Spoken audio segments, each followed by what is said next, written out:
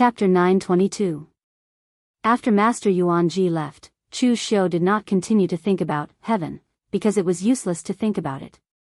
Although he knew that the sky-reaching key was related to going to other heaven, and he also believed that the strange map recorded the location of other heaven, it was useless because he could not understand it. Since he found that the sky-reaching key could pass through the green space, Chu Xiu had tried to use it in other places, but it was useless because he could not understand it. This thing was only effective in the green space, where the space was weak. Although he suspected that Elysium knew something, the gap between him and Elysium was too big. He had no clue about investigating Elysium. Even if he had, it would be suicide for Chu Xiu to investigate Elysium rashly. So since there was no progress, what was the point of thinking about all this nonsense? He might as well continue to practice. Chu Xiu had already touched the threshold of the spiritual cultivation realm with real fire, so he had been thinking about breaking through this bottleneck. Refining his body with real fire could make Chu Xiu comparable to a normal warrior in the spiritual cultivation realm with real fire. If he reached the spiritual cultivation realm with real fire, the two would be superimposed. This was a realm that even Qinqing Di had not reached. Could he be comparable to the metaphysic realm of heaven and earth? Maybe after he finished practicing, he should ask Shang Tianliang for advice and see what the lower limit of the metaphysic realm of heaven and earth was. While Chu Xiu was concentrating on practicing, there was a change in the Northern Yen. In one of the chambers of the Northern Yen Imperial Palace, Xianglong was lying on the bed. His appearance was so haggard that he did not look like a human anymore. Only a layer of skin was left on him. Compared to when Chu Xiu saw him a few months ago, he was a completely different person. An imperial physician trembled beside the bed and said, "Your Majesty, your body is too weak now. You can't use strong medicine. You can only take some warm medicine and rest in peace." This imperial physician was also very helpless. Anyone with a discerning eye could tell that Xianglong would not be able to hold on for much longer. However, what else could he do? He couldn't possibly tell Xianglong that His Majesty could now wait for his death in peace. He could heal other illnesses and injuries, but when it came to lifespan, he really couldn't do anything about it. Xianglong raised his hand and said, "I don't want to take medicine anymore." That imperial physician was so frightened that he fell to his knees. However, Xianglong weakly waved his hand and said, "Get up. This has nothing to do with you. We know that we do not have much longer to live. You can leave now." When the imperial physician left, trembling, Xianglong stared blankly in front, not knowing what was going on. Eunuch Han, who was beside Xianglong, said softly, "Your Majesty, let it go. Perhaps after a period of rest, your body will recover." Xianglong didn't respond to Eunuch Han's comforting words. After a while, he said in a hoarse voice, "We don't accept this. I had spent my life building the Yen dynasty to build the Yen dynasty, and how Chang, Yen, Yen, Yen Yen. How. Tian Qi, Yen how not to how Yen not, but Chang to emperor, dynasty, while I was still reading the how, Yen was sleeping with a Yen. If you give me Eastern Qi, within 10 years, I will be able to conquer the world and create a truly prosperous empire." Xianglong's voice was filled with unwillingness and unwillingness. Some people were born with everything, but they didn't cherish it. The vast eastern Qi, the fertile central plains, was now in the hands of that good-for-nothing, Lu Haochang. How could he swallow this insult? "Go, get the North Vanquishing King here," Xianglong suddenly said. Eunuch Han hesitated for a moment, but he still followed Xianglong's instructions and called for the North Vanquishing King. After a quarter of an hour, a stalwart middle-aged man walked into the bedroom. This middle-aged man wore an embroidered dragon robe. Not only was his figure stalwart and tall, his appearance was masculine and handsome, and he possessed an extraordinary aura. In front of him, Xianglong seemed even weaker and weaker. Xianglong looked at the middle-aged man, and the middle-aged man looked back at him, but neither of them said a word. After a long while, the middle-aged man couldn't help but say, "Why did you call me over? Is it so that I can watch you die here? I've said it before, after your death, I will only drink and celebrate." I will not mourn for you, brother. This middle-aged man was an expert of the Northern Yan royal family, the person in charge of the imperial worship hall, the north vanquishing king, Xiangcheng. The Northern Yan was located in the north, but Xiangcheng's title was the North Vanquishing King. One could imagine his importance in the Northern Yan royal family. The Northern Yan royal family's strongest military organization, the Imperial Worship Hall, was in his hands. He was also the only one in Xianglong's generation who had reached the true fire spirit ascension realm. Of course, he also had another identity. He was Xianglong's younger brother, born from the same mother. But now, the way he looked at Xianglong was filled with mockery, disgust, and even hatred. Xianglong smiled bitterly and said, "You still hate me?" In front of Xiangcheng, Xianglong didn't address himself as emperor. In front of him, Xianglong was not an emperor, but a failed brother. Xiangcheng sneered and said, "Hate? For the sake of this *T throne, you killed the crown prince and the others. It's understandable. When the three of us were young, the crown prince used to bully and humiliate us. But in the end, why did you kill our eldest brother? For so many years, I've been paying attention to him, watching him collect all the good and bad powers. But, with his overall strength, there is no way he can control these powers. He thinks he is the chosen one, and that's why he has been collecting these powers without any scruples. You should know that the powers you have now will have to return them when you ascend to the throne in the future. In comparison, Xiangcheng is much simpler. If I give him the throne, he will cherish it even more. But, the powers in Xiangcheng's hands are weaker. How can you guarantee that he can sit firmly on the throne in the future? You. Xiangcheng was taken aback, then he sneered and said, "You want me to help your son sit firmly on the throne? Have you lost your mind because of your illness?" Xianglong cleared his throat and said in a low voice, "Third brother, I know you hate me, but I also know that you can't let go of Great Yan either. Otherwise, with your overall strength, how could you be willing to sit quietly in the Imperial Sinecure Hall for so many years?" Among the descendants of the Northern Yan imperial clan, Xiangwu was undoubtedly the most outstanding among the younger generation. And Xianglong's generation was Xiangcheng, who stood before him. Xianglong knew that Xiangcheng hated him deeply, but he still conferred him the title of Northern King, and gave him the command of the most important organization, the Imperial Sinecure Hall. It was because he knew that no matter how much Xiangcheng hated him, he would not do anything to him. Although Xiangcheng hated him, he also cared about the Northern Yan imperial clan, and he would not do anything that would harm the Northern Yan imperial clan. Xianglong said in a deep voice, "Third brother, I don't have long to live, but the troubles of Great Yan have not been solved. I know you hate me, but I believe you. Help me stabilize Great Yan, or should I say, help the Xiang clan stabilize Great Yan." Xiangcheng remained silent for a moment, then suddenly asked, "What do you want to do?" Upon hearing Xiangcheng's question, a smile emerged on Xianglong's face. He knew that Xiangcheng had agreed. Although Great Yan seems to be peaceful now, it is riddled with holes. Within it, there is the Martial Suppression Hall, a power that can't be shaken off. I can't control Chu Xiu, and although Xiangcheng has a good relationship with him, I can't control him either. Outside, there is Great Yan's Jianghu, which has caused a great disaster. The Great Light Temple is located in the Yan Kingdom, but they have never considered themselves as a citizen of the Yan Kingdom. Those monks have no respect for the emperor, and they are lawless. Further away, although Eastern Qi has a mediocre Lu Hao Chang, with the resources of Eastern Qi, if they are replaced by a slightly capable emperor, they will definitely be the nightmare of Great Yan. With the internal and external troubles, Great Yan is already in a mess. So, I will make it even more chaotic, and only then can we win in the chaos. Xianglong fixed his eyes on Xiangcheng and said in a deep voice, "Third brother, in the entire Great Yan, I only trust you.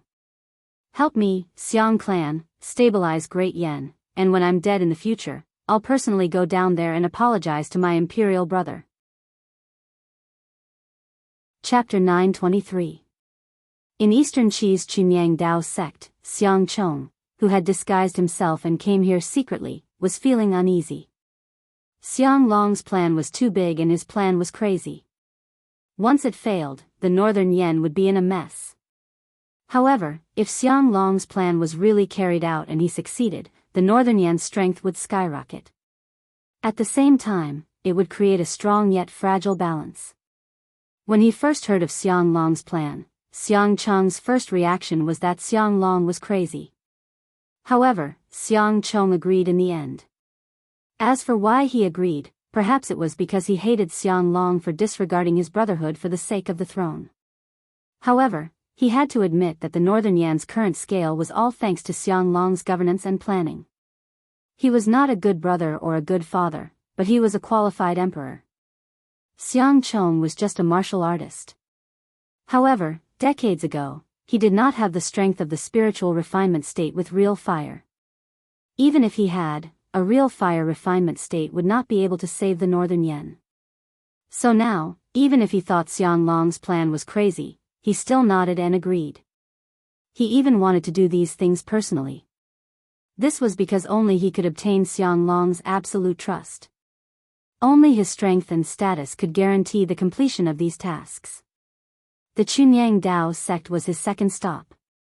His first stop was the Great Light Temple. The reason why Xiang Cheng went to the Great Light Temple was simple. According to Xiang Long, he invited the Great Light Temple to come to Yanjing City to build a branch temple.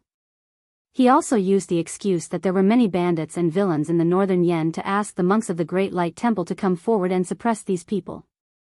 Xiang Long was extremely afraid of the Great Light Temple. However, he took the initiative to lead the Great Light Temple. In fact, it was because he was even more afraid of Chu Xiu. All along, Xiang Long knew that he wanted Chu Xiu to deal with the Great Light Temple. In the end, Chu Xiu was only pretending to comply but secretly slacking off. He could not do anything about it.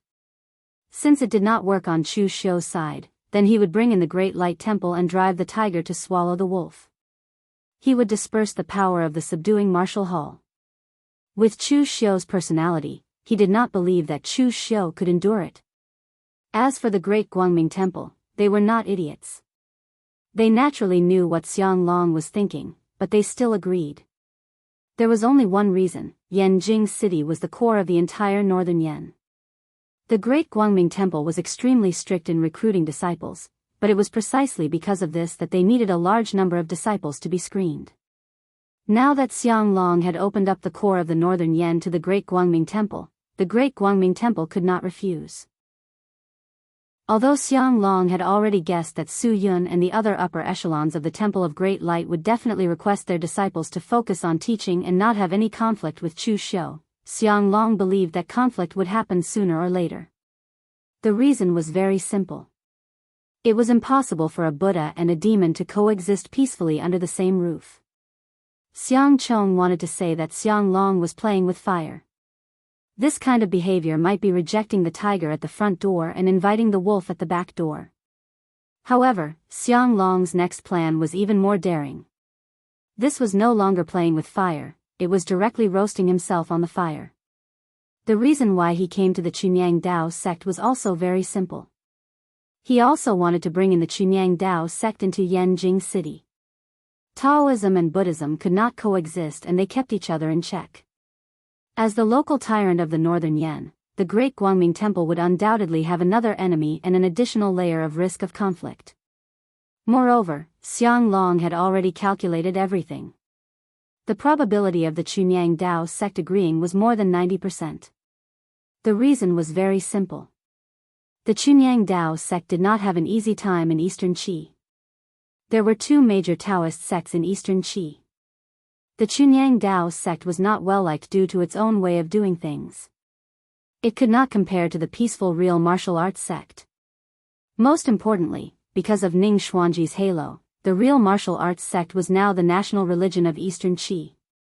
With the support of the country's power, even if the real martial arts sect's current strength was not too strong, and although Lu Changlu was a good person, he was just a good person, at least the real martial arts sect did not have to worry about the decline of the next generation.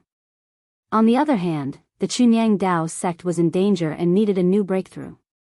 Therefore, after Xiang Chong personally came to the Chunyang Dao sect and told the Chunyang Dao sect about this, Ling Yunzi, who was in seclusion, personally agreed to let Shi Yunzi bring the older generation of Chunyang Dao sect to northern Yan and establish the Chunyang Dao sect's branch in northern Yan. After coming out of the Chunyang Dao sect, Xiang Chong let out a long sigh. He had to admit that Xiang Long had been the emperor for decades.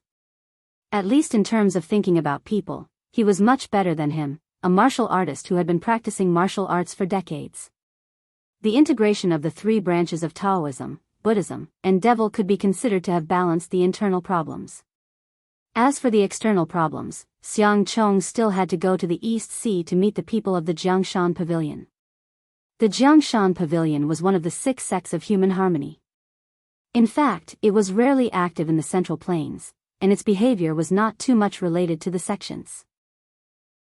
To be precise, it was an organization to restore the country. It was called the Grassland Sect, but in fact, it was a fallen royal family. In the past, there were many small countries in the Central Plains, and countless countries had been destroyed. The Jiangshan Pavilion was formed by the royal family of a small country in the past. Because it carried the wealth of a country, although it was a small country, it was the most powerful among the 6 sections. In these years, the Jiangshan Pavilion was very smart. Or it could be said that they accidentally avoided the disputes in the Central Plains. Instead, they developed their strength at the junction of the East Sea and the coast, and carried out the trade between the Central Plains and overseas.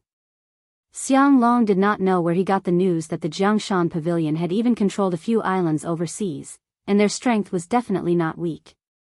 What Xiang Chong needed to do was to go to the Jiangshan Pavilion and persuade the Jiangshan Pavilion to move all their strength to the Central Plains. Xiang Long could give the Jiangshan Pavilion a promise to restore the country. The word "restore the country" could be said to be the obsession of the generations of the Jiangshan Pavilion. However, as the strength of the Jiangshan Pavilion grew, the matter of restoring the country became more and more desperate. Because now was not the chaotic world of 100 years ago. There were many small countries in the world. Now, even the weakest of the 3 countries, West Chu, was not something they could shake. Xiang Long said that he wanted to help the Jiangshan Pavilion restore the country. This was not to find trouble for himself, but to find an ally to resist the Eastern Qi. What Xiang Long wanted to give to the Jiangshan Pavilion was not people, nor things, but a piece of land. A piece of land that could allow the Jiangshan Pavilion to restore the country. That place was Wei County. Although the Northern Yan had ruled Wei County for decades, in fact, the Northern Yan had never really controlled Wei County. The people of Wei County had never acknowledged the Northern Yan. Therefore, for the Northern Yan, this piece of land was more important than its reputation. It could even be a trouble. If Xiang Long had time, he could completely digest Wei County slowly. Unfortunately, he did not have much time. Therefore, it was worth it to use such a troublesome piece of land in exchange for the support of the Jiangshan Pavilion. Moreover, Wei County was on the border between the Northern Yan and the Eastern Qi. If the Eastern Qi attacked, the Wei County occupied by the Jiangshan Pavilion would be an excellent buffer zone. Compared to convincing the Great Guangming Temple and the Chunyang Dao sect, it was undoubtedly much easier to convince the Jiangshan Pavilion. As long as Xiang Chong stated his conditions, the Jiangshan Pavilion had no reason to refuse. When Xiang Chong walked out of the Jiangshan Pavilion, he suddenly sighed tiredly. In the past, he deeply hated Xiang Long, thinking that he was a heartless and cold-blooded person who killed his own brother, who was born from the same mother, for the sake of the throne. But now, he suddenly understood Xiang Long. After so many years, the things that Xiang Long had to bear were much heavier than he expected. Compared to Xiang Long, he did not need to consider so many things. He only needed to take a large number of cultivation resources from the imperial family's hall of offerings and steadily improve his cultivation. Although it was boring, it was extremely easy. Just as Xiang Chong was planning these things from the Northern Yan to the East Sea, Chu Xiu was still in seclusion in the Jianghu Hall. This was not because Chu Xiu was not well informed, but because Xiang Long was too cautious. Just as he said, he did not trust anyone now. He only trusted Xiang Chong, his younger brother who hated him deeply. All of this was planned by Xiang Chong. Not even the slightest bit of information was leaked. At this moment, Mei Qinglian knocked on the door of Chu Xiu's seclusion. There's something to do. Trouble might come again. Chu Xiu stood up and stretched his muscles. Then, he said, what trouble is it this time? Is it from the Yinma clan or the Northern Yan clan? With the strength of the Jianghu Hall, Mei Qinglian would not disturb him if it was a small matter. Now, it seemed that it was not a small matter. Mei Qinglian said, it's a matter of the Northern Yan clan. Xiang Long, Zhao, you go to the court. Chu Xiu was taken aback. You want me to attend court? What does he want? Since Chu Xiu joined the Northern Yan Imperial Court, he had not even gone to the court once. The Northern Yan Imperial Court was in charge of the court, while the Jianghu Hall was in charge of Jianghu. The two had nothing to do with each other. What was the use of him going to the court? Mei Qinglian shrugged and said, who knows? His Majesty might not be able to hold on for long. Who knows what he will do before he dies? It's better to be cautious. Bring old Master Shang with you when you go to the court. Anyway, Xiang Long did not say how many people he could bring. Chu Xiu nodded. In fact, he was not worried. With his strength, he was not afraid of Xiang Long playing any tricks. Of course, in the eyes of many, the Northern Yan Imperial Court represented by Xiang Long was the net, and Chu Xiu was just a fish. But even if he was a fish, Chu Xiu was a man-eating shark. An ordinary net could not catch him. Of course, for the sake of caution, Chu Xiu went to find Shang Tianliang and asked him to go to the court with him. After coming to the Northern Yan, Shang Tianliang's life was very comfortable. For him, as long as he left the Green Metropolis, any place was heaven. Chu Xiu found a place to help them rebuild Merchant City. So during this time, Shang Tianliang performed his duties as the castellan, leading the people of Merchant City to rebuild their homes. In his free time, he cultivated and continued to familiarize himself with the power of the mysterious heaven and earth realm. When Chu Xiu came to find him, Shang Tianliang was a little unhappy because Chu Xiu had delayed his planting. However, there were still some people in Merchant City eating sand in Green Metropolis. Even if he was unwilling, he had to go to the palace with Chu Xiu. Chapter 924. In the Northern Yan Imperial Court, there were three distinct factions: the civil officials, the military generals, and the Xiangli, Xiangchong, and other members of the royal family. Of course, there were those who did not sit next to each other. Chu Xiu was one of them. Xiang Wu was also one of them. He was a general of the West Hill Army, but he was also a member of the Northern Yan royal family. Therefore, he could not even stand on one side. He leaned against a dragon pillar and yawned. Obviously, he did not attend court often. After a long while, Xiang Long walked in with the help of Yuna Khan. Seeing Xiang Long's current state, Chu Xiu could not help but shake his head. Xiang Long was already at the end of his rope. Chu Xiu would not be surprised even if he were to kick the bucket in the next moment. Greetings, Your Majesty. Everyone kneeled down below. Only a few elders of the Xiang royal family with extremely high seniority and people of extremely high status like Beigong Bailey merely bowed to him. On Chu Xiu's side, Mei Qinglian and Shang Tianliang had come. Chu Xiu and Mei Qinglian would at least put on an act and salute him. However, Shang Tianliang was looking at the sky and did not even bother to put on an act. Born in the Green Capital, he did not understand how a dying person could still sit in such a high position. If there were people in the same state as Xiang Long in the Green Capital, they would have committed suicide long ago to save themselves from wasting resources and implicating others. Rise, all of you. Xiang Long said weakly. He did not keep them in suspense. He sat on the dragon throne and said, Today, I have gathered everyone here to announce a few things. Hearing this, everyone immediately put on a solemn expression. Xiang Long had already weakened to this extent, so it was easy to imagine what he would announce next. Among the Northern Yan royal family, Xiang Li clenched his fists tightly. He did not even dare to raise his head. Right now, he was the most nervous person here. He had waited for the position of crown prince for more than a decade. In these years, apart from the title, his power was no different from that of a crown prince. If not for Xiang Chong, he would have long been the crown prince. Xiang Li subconsciously turned to look at Xiang Chong. Compared to Xiang Li's nervousness, Xiang Chong seemed to be rather calm at this moment. Everyone wanted to be the crown prince, especially with Xiang Long's current condition. If anyone could become the crown prince, it probably wouldn't take long for them to officially ascend the throne. He knew that in terms of prestige and personal strength, he was not inferior to Xiang Li, but his only advantage was Xiang Long's love. Even if he, Xiang Li, had a great advantage, those things could be taken away by Xiang Long with a single word. Therefore, it was useless for him to worry now. Whether he lived or died depended on Xiang Long's decision. First, I feel that the northern Jianghu is too chaotic, so I sent people to the Great Light Temple and the Chunyang Dao sect to invite the eminent monks of the Great Light Temple and the Taoist priests of the Chunyang Dao sect to come to Yanjing City to establish a branch.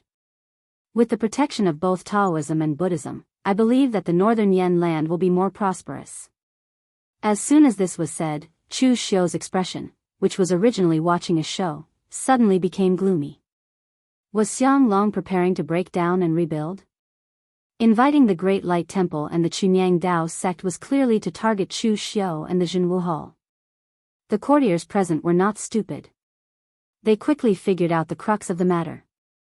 This was also what Xiang Long was best at. The combination of vertical and horizontal, driving the tiger to swallow the wolf, Xiang Long relied on these few moves to defeat Eastern Qi. In the past, when the northern Yan was weak, they used the power of the northern Yan Jianghu to attack Eastern Qi. When the northern Yan Jianghu was stable, they brought in Chu Xiu to suppress the northern Yan Jianghu. Chu Xiu alone was notorious, and there were not many in the northern Yan Jianghu who scolded the imperial court. Seeing that Chu Xiu was too big to be shaken off, Xiang Long actually brought in the forces of Taoism and Buddhism to suppress Chu Xiu. The three branches of Taoism, Buddhism, and Diabolism gathered in Yanjing City. They could imagine what kind of scene it would be. Chaos. It would be a complete mess. If Xiang Long was still young, they would have confidence in him to solve all the problems and win in the chaos. However, the problem was that Xiang Long did not have many days left to live. Was he not afraid of getting into trouble by making such a big move? Before the crowd could react, Xiang Long continued, "At the same time, I have decided to give the land of Wei County to Jiangshan Pavilion. In a few days, people from Jiangshan Pavilion will come to Yanjing City. When Jiangshan Pavilion takes control of Wei County, I will agree to restore their country." The power of this sentence was even greater than the previous one. They didn't know how to describe Xiang Long anymore. The forces of the three countries had already reached a balance, but now Xiang Long wanted to create a fourth country. Was he not afraid of going overboard? Chu Xiu was silent at the side. He suddenly guessed what Xiang Long wanted to do. Previously, he had threatened Xiang Long in front of him. Xiang Long had endured it for fear of harming the innocent. But now, it seemed that Xiang Long was really dying. Even if he wanted to endure it, he did not have the time. Therefore, at this juncture, Xiang Long decided to stake it all on one throw. He put all the internal and external conflicts and troubles in the light. Everyone would check and balance each other and weaken each other. In the end, they would even reach a delicate balance. The enmity between the three branches of Taoism, Buddhism, and Diabolism, as well as their worldviews, were not in the same pot. Hoping for them to coexist peacefully was more difficult than asking a pig to fly to heaven. Although the risk was great, Xiang Long couldn't care less anymore. After so many years, which of the things he did not have risks? The court was noisy, but no one objected. It should be said that even if there were people who had objections, they did not dare to say it. This was where Xiang Long's advantage lay. His reputation in the northern Yan was too high. It was so high that as long as he was alive, no one in the entire northern Yan imperial court would dare to say a word against him. At this moment, Xiang Long had already instructed Xiang Chong to take care of these matters. Only then did he inform the crowd. This was not a discussion, but a routine notice. Go and get the 9-dragon seal to strengthen Chong'er. We no longer have time, so let's simplify everything. As Xiang Long's voice fell, Xiang Chong and several elders of the Xiang royal family left together. A moment later, they carefully brought back an exquisite wooden box and placed it in the center of the hall. When the box was opened, it immediately shone with a golden light. 9 lifelike coiling dragons were engraved on it, and a powerful aura lingered in the hall. Even Shang Tianliang could feel a faint pressure from it. Chu Xiu narrowed his eyes. He knew what the 9-dragon seal was. When the Northern Yan Empire had just been founded, all the master smiths of the Northern Yan were gathered. They even specially invited people from the Black Tortoise Gate and the Hall of Gods to forge this item together. The 9-dragon seal was not a weapon, but it was even more terrifying than a weapon. The 9-dragon seal that was forged by so many master smiths was not used directly. Every generation of the Xiang royal family had to give the 9-dragon seal their first drop of blood when they were born. This made it a treasure that only the bloodline of the Xiang family could wield. Moreover, the place where the 9-dragon seal was nurtured was not ordinary. It was in the Northern Yan dragon vein. After being stored in the dragon vein for a long time, the 9-dragon seal had already fused with the Northern Yan dragon vein. It could be considered as a derivative of the dragon vein. It could even be said that this item was the last trump card of the Northern Yan Empire, or even the entire Xiang royal family. Moreover, this item was not only in the Northern Yan Empire. Eastern Qi and Western Chu Empire should have it as well. However, it was not a seal, but something else. The power of the dragon vein was so strong. As the ruler of the empire, how could he not make use of it? Chapter 925. The 9-dragon seal was the national treasure of the Xiang royal family of the Northern Yan. At this moment, Xiang Long had taken out the 9-dragon seal not only to add the mark of the 9-dragon seal on Xiang Chong, but also to intimidate him. As for who he was intimidating, everyone knew with a single glance that it was Shang Tianliang who stood beside Chu Xiu. If not for Shang Tianliang, Xiang Long might not have arranged all this in such a hurry. A heaven and earth elemental enlightenment cultivator was too powerful, so powerful that even a dynasty had to be cautious. City Lord Shang, if you were to go up against this 9-dragon seal, how confident are you? Chu Xiu secretly transmitted a message to him. Shang Tianliang stared at the 9-dragon seal for a long time, then said, I don't know. This thing was nurtured from the dragon vein. What it represented was the will of this world to begin with. I am still not used to the way you fight here. The power of heaven and earth that I can use is not as much as this external object. However, external objects are external objects after all. It depends on who uses them. If it is one of the stronger true fire spirit refinement state cultivators, I don't have much confidence. Among the 3 dynasties, even the weakest Western Chu had some resources. Otherwise, they would have been usurped by others long ago. The 9-dragon seal was the foundation of the Northern Yan, or even one of them. According to the Northern Yan custom, the crown prince would have the 9-dragon seal on his back. Because the 9-dragon seal contained the blood of the ancestors of the Xiang royal family, it represented the official recognition of the crown prince. Moreover, as long as the 9-dragon seal was imprinted on the body of a member of the Xiang royal family, it would form a certain connection with him. As long as he was within Yanjing City, if he was hurt, he would be protected by the power of the 9-dragon seal. This was to prevent the emperor from being assassinated. Although it didn't work every time, it had at least helped the previous Northern Yan emperors fend off many assassination attempts. Otherwise, with the extent of Xiang Long's hatred, he would probably need several martial artists in the true fire spirit refinement realm to guard him at all times to ensure his safety. Chu Xiu narrowed his eyes and suddenly sneered in his heart. Xiang Long was afraid. As the monarch of a country, Xiang Long actually used such a superficial method to threaten others. Xiang Long was obviously afraid. He was afraid that under his pressure, he would turn hostile, and in the end, Northern Yan would be in a mess. In fact, Xiang Long was thinking too much. Chu Xiu was actually a person who knew his limits. Even with Shang Tianyang present, Chu Xiu would carefully evaluate the strength of both sides before deciding to fall out with Xiang Long. The Northern Yen was Xiang Long's Northern Yen, but it was also the territory that Chu Xiu had managed for such a long time. It was also Xiang Long's territory. Once the table was flipped, Chu Xiu's efforts would be Chu Xiu would be's clan. Dragon. Chu Wood Long Yen clan of Long Northern Yen belonged to Long and Long of the Northern Yen. Long Chen, Su, Chen, Jin Long Yen, King Long and Xiang, he said. As far as he knew, Chu Xiu was not someone who would swallow humiliation like this. What was he thinking? The plan had been laid out. Xiang Long did not care about what tricks Chu Xiu had up his sleeves. When the seal was complete, Xiang Chang's entire body was enveloped in a faint light.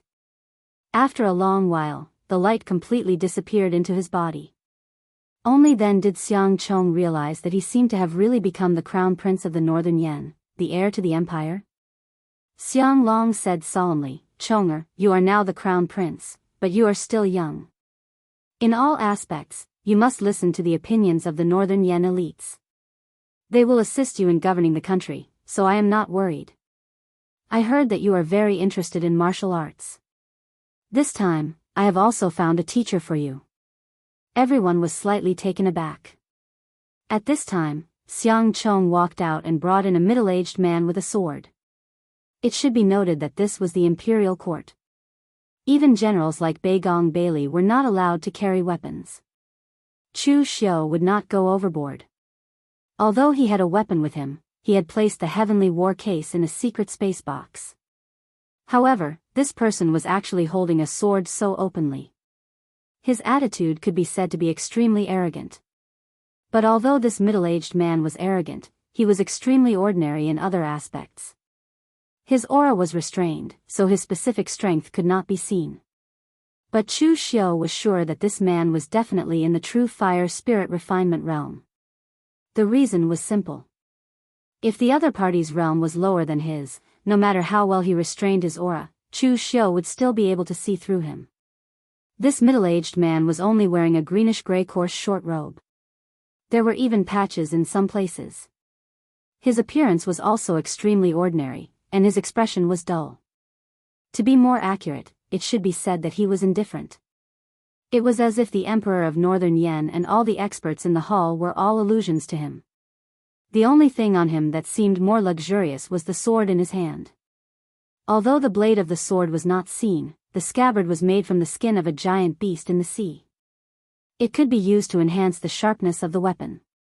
A palm-sized piece of the scabbard was worth 10,000 taels of gold. Xiang Long said in a deep voice, "This is Mr. Kong Dongming, the sword sage of the Eastern Sea. From now on, he will be your teacher." As soon as these words were spoken, the entire audience was in an uproar. They all looked at Kong Dongming with astonishment. Chu Xiu transmitted his voice to Mei Qinglian. "Who is this? Is he famous? Why have I never heard of him?" Mei Qinglian said, "It is normal that you have not heard of him. This sword sage of the Eastern Sea came to the Central Plains when you were in seclusion. He is so famous that even Wind's sweeping tower does not dare to give him a ranking now, because who knows when it will be changed again. This person was born overseas and has always been traveling overseas. His swordsmanship is unfathomable. A month ago, he suddenly appeared in the Central Plains and challenged Yan Ji of the Storm Sword Mound alone. He defeated the enemy in 3 moves. He then went to the Forgotten Sword Hut and challenged the leader of the Sword Hut, Shen Baochen, and won. After that, he went to the Western Desert and challenged the leader of the Sword King's city, Heavenly Sword, Shen Tian Wang, and won. He did not go to the Hidden Sword Villa. Perhaps in his opinion, the Hidden Sword Villa was no longer worthy of his challenge. In a short period of time, he battled 3 major sword sects and won 3 consecutive battles. Kong Dongming even gained the reputation of being the #1 swordsman in the world. He was called the Sword Sage of the Eastern Sea.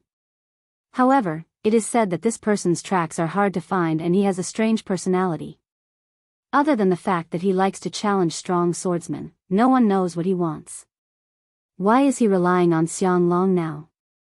What Mei Qinglian and the others did not know was that part of the reason why Kang Dongming appeared in the Central Plains was because of Xiang Chong. When Xiang Chong went to Jiangshan Pavilion to negotiate, he happened to meet Kang Dongming. Kang Dongming was not a member of Jiangshan Pavilion. To be precise, he was a guest of Jiangshan Pavilion. A swordsman also needed to eat. Other than practicing swordsmanship, Kang Dongming knew nothing else in his life. Where did he get all the cultivation resources, including his sharp sharkskin scabbard?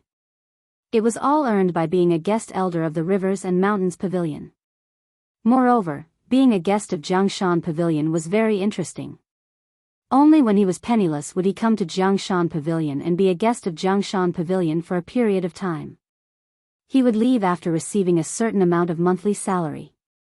Therefore, Jiangshan Pavilion could not do anything to this guest of theirs. They even offered Kang Dongming a huge sum of money just to stay in Jiangshan Pavilion. However, Kang Dongming rejected them outright. When Xiang Chong arrived at Jiangshan Pavilion, he happened to meet Kang Dongming. No one knew what he said, but he managed to trick Kang Dongming into coming to the Central Plains. That was how Kang Dongming consecutively challenged 3 major sword sects in the Central Plains. Chu Xiu squinted his eyes and sized up Kang Dongming. However, this person still had a dull look on his face. It was as if he was daydreaming. This person was an extremely simple swordsman. He was even purer than some of the major sword sects in the world.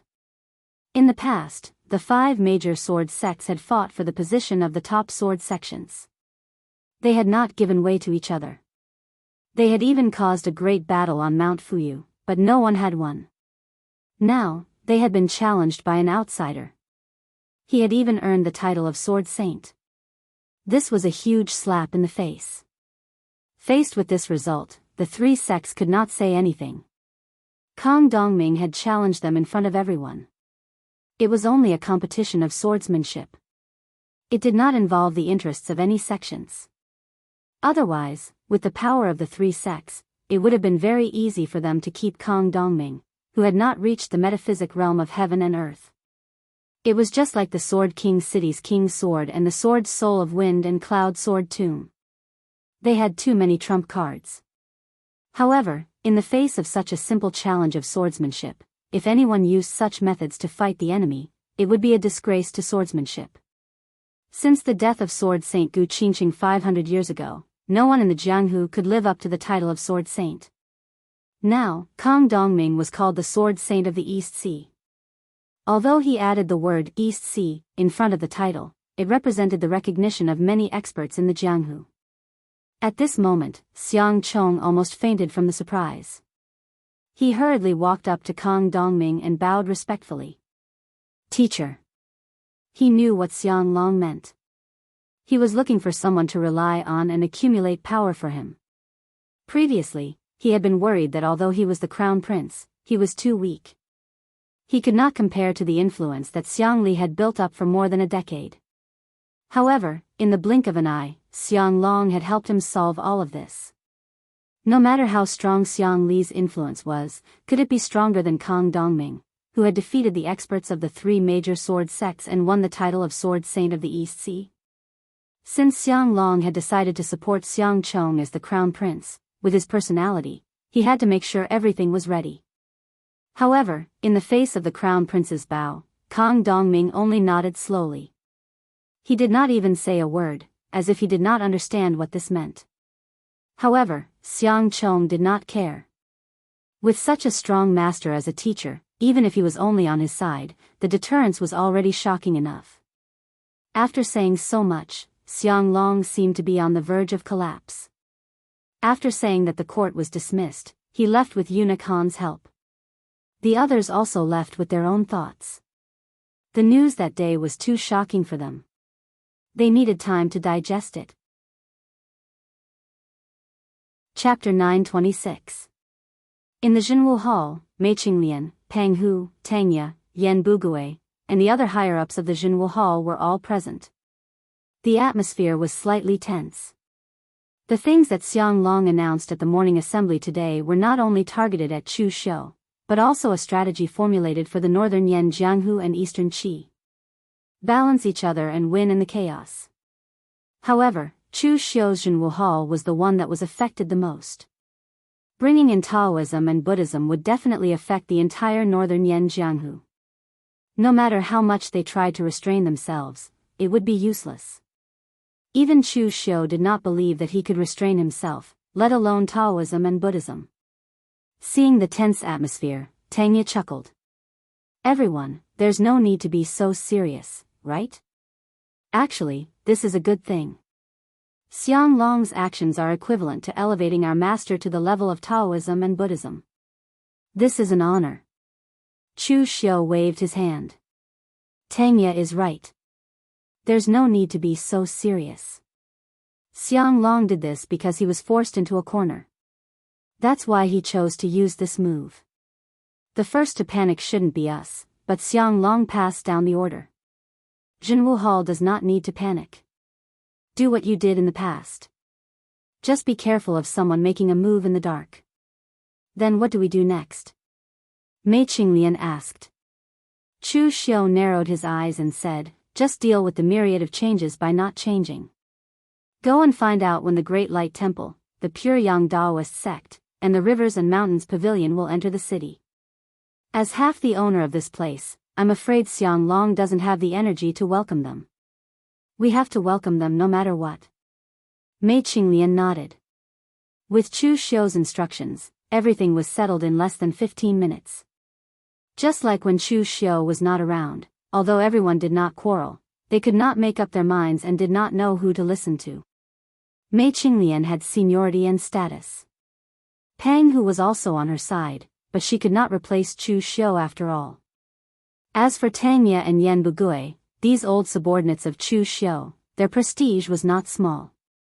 It was impossible for them to completely listen to Mei Qinglian's commands. Now that they had Chu Xiu as their backbone, everything would be resolved with just a few words. Several days later, Chu Xiu casually sat on the city tower in front of the eastern city gate of the northern Yan kingdom. The general guarding the city broke out in a cold sweat. Although he also had the title of a general, he was only a city gate guard. He was not even as good as a lieutenant in the 5 armies of the state. He had naturally heard of the name of the governor of Jianghu Hall.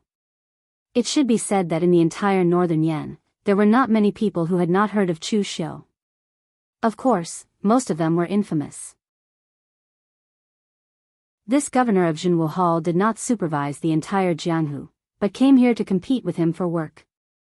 He stood here and guarded the gate for a long time, which made him feel a lot of pressure. Are you sure that Great Guangming Temple, Chunyang Dao Sect, and Jiangshan Pavilion entered the city from here? Chu Xiu asked Tangya. Tangya hurriedly said, of course, sir, you can question my strength, but you can't question my ability to do things. I used 3 banquets to get this information from the godson of Eunuch Han, the minister of the imperial palace.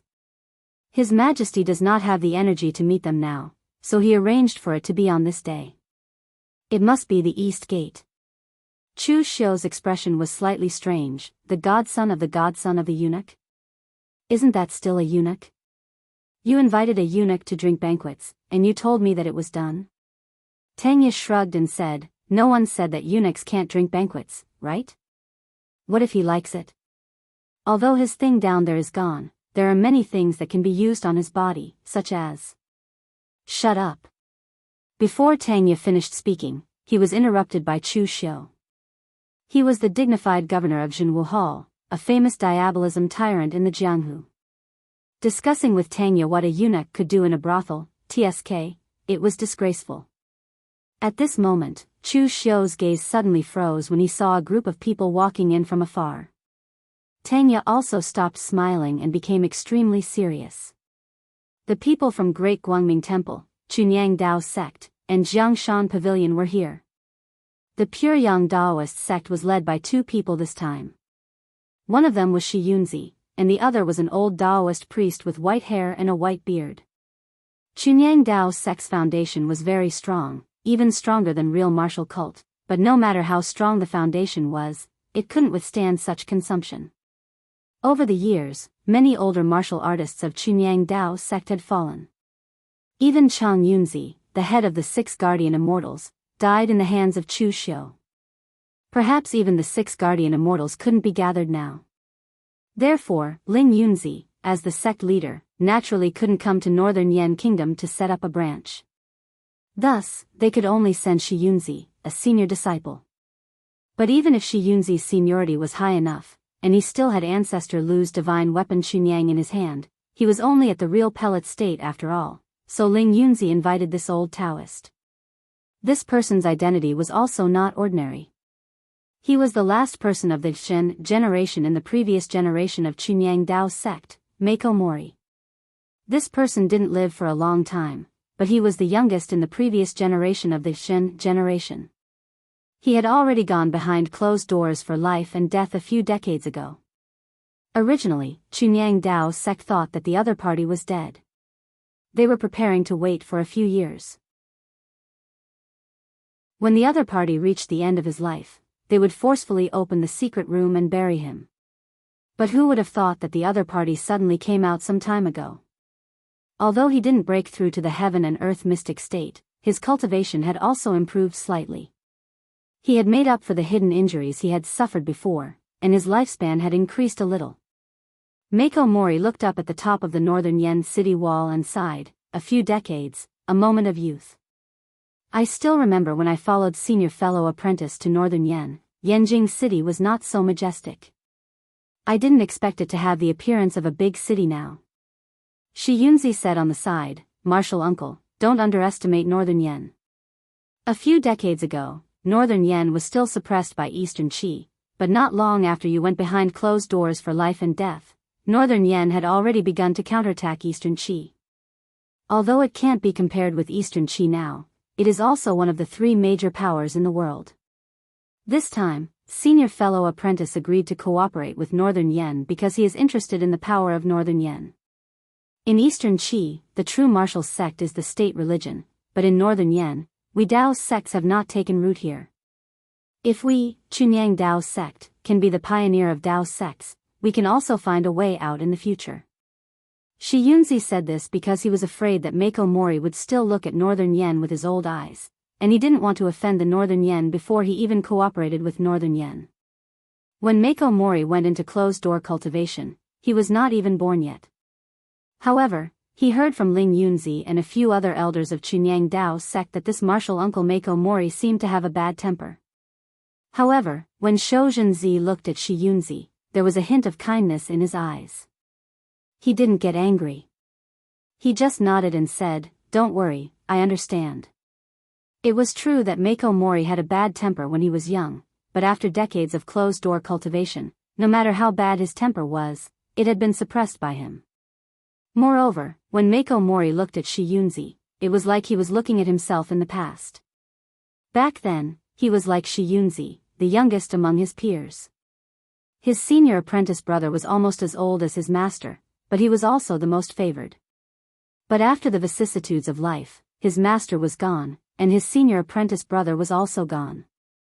The youngest one back then had become the oldest old monster. It was not a good feeling. At this moment, Shi Yunzi pouted and said, "The people from Great Light Temple are here too." Mako Mori took a glance, and the kind smile on his face turned into disdain. This group of monks, it has been decades, but they still haven't changed a bit. They still like to put on a grand show, and they like to show off their face. Compared to the few old Taoists and a dozen young Taoists from Chunyang Dao sect, the Great Light Temple was undoubtedly much more impressive. Su Yan, the master of the Vajra department, one of the 6 major martial courtyards of Great Light Temple, had personally brought people here. He did not bring just one person, but all the disciples of the Vajra department. Su Yan had entered the true fire spiritual refinement realm not long ago, so he was naturally qualified to come to northern Yen to set up a branch. In fact, in the Great Light Temple, there was another person who was more qualified than Su Yan, and that was Su Du in terms of status. Su Du was the master of the 3 major Zen halls, so his status was naturally higher than the 6 major martial courtyards. Moreover, when Su Du joined forces with Chu Xiu to kill Yuan Tianfang, he had already shown signs of breaking through. It was just that the martial arts he cultivated was special, and he did not want to walk the ordinary path, so he deliberately suppressed his cultivation. Now, Su Du had actually entered the true fire spiritual refinement realm, but he had not announced it. Instead, he had been in closed-door cultivation in the Great Light Temple, stabilizing his cultivation. Of course, more importantly, with Su Du's unreliable personality, the Great Light Temple was also very suspicious. If they let him set up a branch in northern Yen, he would make a mess. Therefore, after a discussion among the upper echelons of the Great Light Temple, they were prepared to let Su Yen, the more reliable master, take over. Moreover, Su Yen had specially brought 2 old monks of the Jing generation who had been cultivating in seclusion in the Great Light Temple. They both had the power of the true fire spiritual refinement realm. The Great Light Temple's strategy had always been one generation managing the affairs of another, unlike Daoist sects, where the people in charge ranged from old celestial masters who were hundreds of years old to people of the younger generation like Zhang Qingjin. After the Su generation of the Great Light Temple took over the Great Light Temple, all the martial artists of the Jing generation were almost old. Moreover, the Great Light Temple did not have the habit of taking in disciples on behalf of their masters, so they would not have a junior uncle like Shiyunzi. Therefore, all the martial artists of that generation retired to the Bodhi forest in the back of the mountain, and only came out to teach some disciples when they were free. In fact, the most terrifying thing about the Great Light Temple was not the martial monks of the 3 major Zen halls and the 6 major martial academies, but the old monks who had retired from worldly affairs. Only when the Great Light Temple was truly in a life-and-death crisis would these old monks, who looked extremely old, take action. At that time, it would be the time for the Great Light Temple to show its true power. This time, the Great Light Temple had sent 2 old monks of the Jing generation to guard the northern Yen branch, which was enough to show the importance they attached to it. Chapter 927. The people from the Great Guangming Temple and the Chunyang Dao sect had all arrived. Naturally, the people from Jiangshan Pavilion were here as well. However, there were only a few people from Jiangshan Pavilion. They were here to talk to Xianglong. After all, Jiangshan Pavilion was going to take over Wei County. Moreover, it was related to Jiangshan Pavilion's plan to restore their country. They had to pay attention to it no matter what. On the horses, 3 people stood side by side. They were all dressed in luxurious clothes and had an extraordinary aura. Looking at the people from the Chunyang Dao sect and the Buddhist sect, a handsome warrior in his 30s said, "Big brother, this time, the Northern Yen Emperor wants to help Jiangshan Pavilion restore our country. It seems that he has made a big move. Even the Chunyang Dao sect and the Great Guangming Temple have been encouraged by him. I wonder what he wants to do." The man whom he called Big Brother looked to be in his 50s. However, the vicissitudes between his brows could not be concealed. He was like an old man who had seen through the world. This man was the current pavilion master of Jiangshan Pavilion, Zhao Yuanfeng. The Zhao family of Jiangshan Pavilion used to be the royal family. Even the core of the entire Jiangshan Pavilion was based on the Zhao family. There were also the descendants of the loyal officials of the Zhao family in the past. Zhao Yuanfeng said in a deep voice, "Yuani, don't worry about the internal affairs of the Northern Yen. You only need to remember one thing. Since the establishment of Jiangshan Pavilion, we have been trying to take back the country that belongs to the Zhao family. The affairs of the Northern Yen Imperial Court and the Northern Yen Jianghu have nothing to do with Jiangshan Pavilion. Now, Jiangshan Pavilion is only here to restore our country." At this time, an old voice behind Zhao Yuanfeng suddenly said, "Yuanfeng, it's not that I want to criticize you, but you are wrong. Since Jiangshan Pavilion wants to restore our country, then the current 3 kingdoms will be changed to 4 kingdoms. Whether it is Eastern Qi, Western Chu, or Northern Yen, they are all future enemies of our Jiangshan Pavilion. How can we not pay attention to them?" Zhao Yuanfeng frowned slightly and said faintly, "Understood, granduncle." Zhao Yuanfeng was a little impatient with the old man behind him, while his younger brother, Zhao Yuanyi, was disgusted. He was a member of the Jiangshan Pavilion Elders Guild. The so-called Elders Council, in Zhao Yuanyi's eyes, was just a place where a bunch of old farts gathered together. They had no ability, but they liked to point fingers at others. Although Jiangshan Pavilion was a descendant of the royal family, it no longer looked like a descendant of the royal family. Instead, it looked more like a combination of a sect and a family in the Jianghu. According to the imperial family's way of doing things, who cared if you were an elder or not? Since you were not the emperor, you should just obediently be a hired thug. Interfering with the imperial family's authority was a great taboo. According to the Jianghu's way of doing things, there were many masters with different surnames in Jiangshan Pavilion. They were all descendants of those loyal officials in the past, so they should be promoted to high positions. However, it was precisely because these old guys said that Jiangshan Pavilion could only be controlled by themselves. How could they hand it over to a servant? Therefore, a large number of masters of Jiangshan Pavilion were bitterly disappointed. They fled overseas or to the Central Plains, parting ways with Jiangshan Pavilion. Fortunately, his elder brother, Zhao Yuanfeng, was outstanding and talented. He had stepped into the true fire spirit refinement realm and could be considered to have the qualifications to challenge the Elders Guild. That was why he stood his ground against the objections of the masses and had been developing his overseas forces for the past 10 years. He had occupied many islands and recruited subordinates wantonly, allowing the strength of the rivers and mountains pavilion to rise to another level. However, in Zhao Yuanyi's eyes, his eldest brother was definitely comparable to those in the top 10 on the list. If it wasn't for these old guys holding them back, the development of Jiangshan Pavilion wouldn't just be one level higher. They would probably be able to reach the peak. Zhao Yuanyi wanted to say something, but Zhao Yuanfeng waved his hand and said, "All right, that's enough. Let's go into the city." Hearing his eldest brother say that, Zhao Yuanyi followed him into the city, feeling a little depressed. At the city gate, Chu Xiu stood there, waiting for the people from the Great Light Temple and the Chunyang Dao sect to enter the city. Looking at Chu Xiu, who was dressed in black, standing with his hands behind his back, the soldiers guarding the city all shrunk to the side carefully. Su Yan and Shi Yunzi frowned at almost the same time. They knew the benefits of entering the Northern Yan sect to preach, but they also knew the consequences. Yanjing City, the core region of the Northern Yan sect, had always been Chu Xiu's territory. As long as they entered Yanjing City and started interfering with the Jianghu affairs of the entire Northern Yan sect, not only would they have to compete with them, but they would also offend Chu Xiu. Xiang Long was getting someone else to do his dirty work.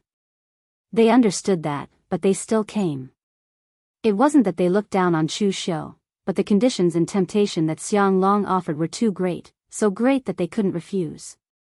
Master Su Yan, long time no see. Daoist Shi Yunzi, I didn't expect you to come this time. Has the Chunyang Dao sect declined to such an extent? Chu Xiu greeted the two of them with a bright smile on his face. That smile was extremely bright. Chu Xiu stood there like a harmless young master, but Su Yan and Shi Yunzi knew that under that seemingly harmless smile of Chu Xiu's, there was actually a lot of blood and slaughter hidden within. Shi Yunzi let out a long sigh and said in a deep voice, "I'm just an ordinary disciple of the Chunyang Dao sect. I've never thought of myself as special. Since the sect asked me to do so, of course I had to do it. What's so strange about that?" The disciples of the Chunyang Dao sect who came with Shi Yunzi all looked at him with surprise. In the Chunyang Dao sect, this little uncle master was not well liked. Most of the disciples of the Chunyang Dao sect thought that he was pompous and did not act like a Daoist master at all. However, when it came to business, Shi Yunzi behaved himself. At least, he would not embarrass the Chunyang Dao sect. Su Yan shook his head and said, "Official Chu, you should know why we're here in Yanjing City. We also know why you're here. Official Chu, you're a smart man. You should know that the main reason for this isn't us. The Great Light Temple has no intention of becoming enemies with you at this time. However, we can't help ourselves in the Jianghu. I hope you can understand. Chu Xiu shook his head and said, "We can't help ourselves in the Jianghu." Well said. Master Su Yan can see it very clearly. Chu Xiu's expression turned grave as soon as he said that. However, Chu Xiu, am also a person in the Jianghu. Can I help myself in the things I do? The Zhenwu clan has been operating in the northern Yan Jianghu for many years. The order has been completely established. Now that the two of you have come, you want to destroy this order. I can tolerate it, but the entire Zhenwu clan can't. Su Yan put his palms together and chanted the name of Buddha. Official Chu, I can only guarantee that the Great Light Temple won't start a war easily. Shi Yunzi, who was at the side, also said, Senior Brother sect leader has already said that the karma between the two sides will be put aside for the time being.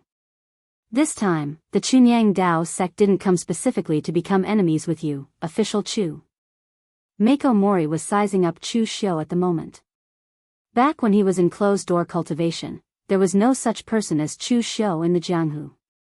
Not to mention Chu Xiu, even Chinqing Di had not shown any signs at that time. In the end, the world had changed in just a few decades. Now, such a junior martial artist actually had the ability to stir up the world? Just as the atmosphere between the two sides was very tense, the people from Jiangshan Pavilion walked over. Actually, Zhao Yuanfeng did not want to have any dealings with Chu Xiu. Of course, Zhao Yuanfeng knew about the Zhenwu clan's viceroy, who had recently become famous in the Jianghu. In fact, he knew him in detail. After all, there were not many people in the entire Jianghu who did not know Chu Xiu. Jiangshan Pavilion only focused on the overseas region. It was not that they did not pay attention to the Central Plains warriors' movements. However, this time, although Jiangshan Pavilion had joined the overall situation, Jiangshan Pavilion's target was only Wei County.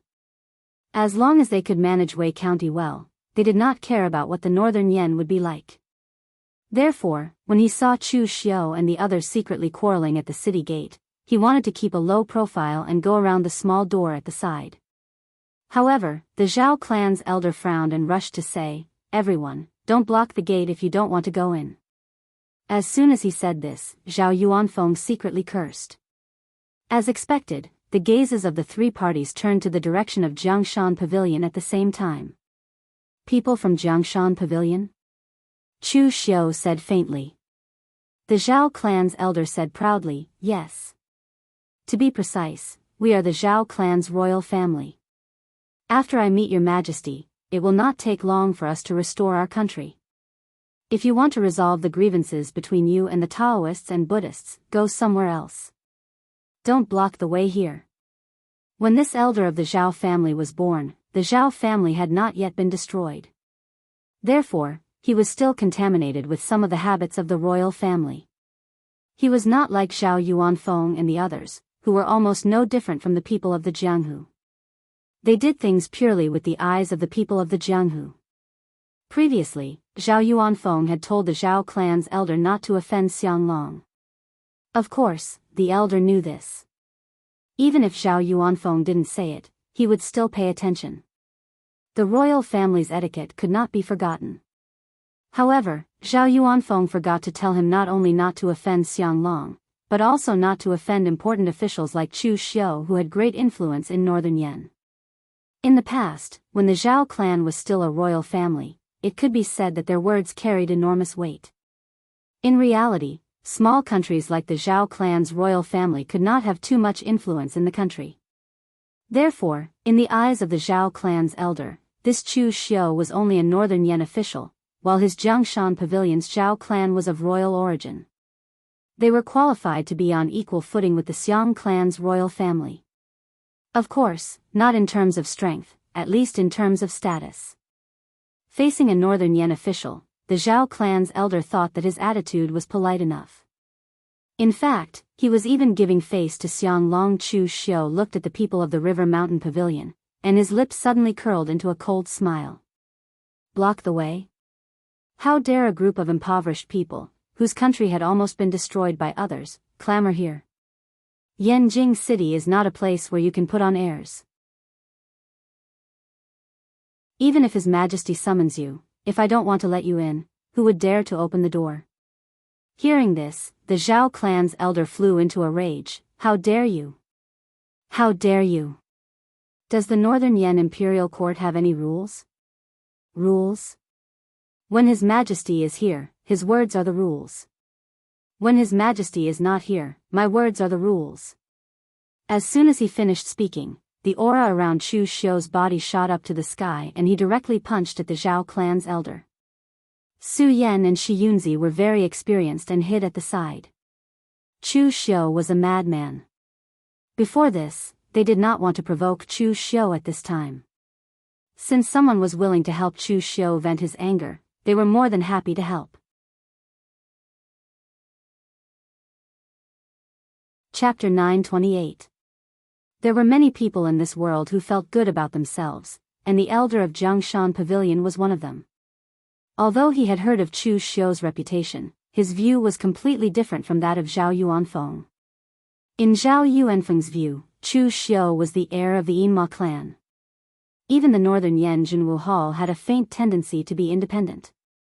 The other party was definitely not to be trifled with. However, in the eyes of the elder of the Zhao family, the other party was also a minister of the Northern Yan. How could the words ruler and minister be taken lightly? He had never thought that Chu Xiu would actually attack him right in front of him. Chu Xiu had no scruples at all, and had even said that Xiang Long's absence meant that his words were the rules. Feeling the pressure in the punch, the elder of the Zhao family suddenly felt a chill in his heart.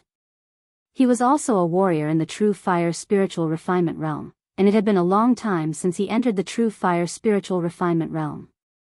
In the past, when the Zhao family was chased by the enemy country like a stray dog, it was the former experts of the royal family who protected the last trace of the Zhao family's bloodline to escape to the East Sea. The elder of the Zhao family was one of those people. During the pursuit, there were all kinds of strong pressures on the body.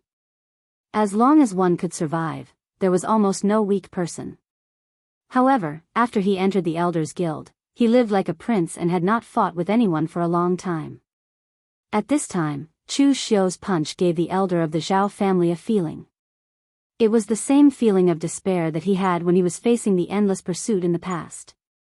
The elder of the Zhao clan roared furiously, and light blue gang qi condensed around his body.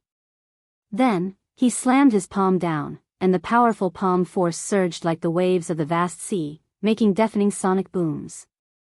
However, Chu Xiu's punch contained extreme strength. His body that was tempered by the inner force and true fire was indestructible. In addition, Chu Xiu also used the Black Tortoise True Skill as the fist intent of the mountain and sea fist scripture. This punch even had the power to shatter mountains. Seeing his own palm power collapse under Chu Xiu's punch, the Zhao family elder's expression changed greatly. If the young man in front of him took out some amazing martial skill, he would still have the confidence to block it. However, this pure suppression of power caused him to feel powerless. All kinds of mystical arts and secret techniques had their weaknesses. Only extreme power had no weaknesses.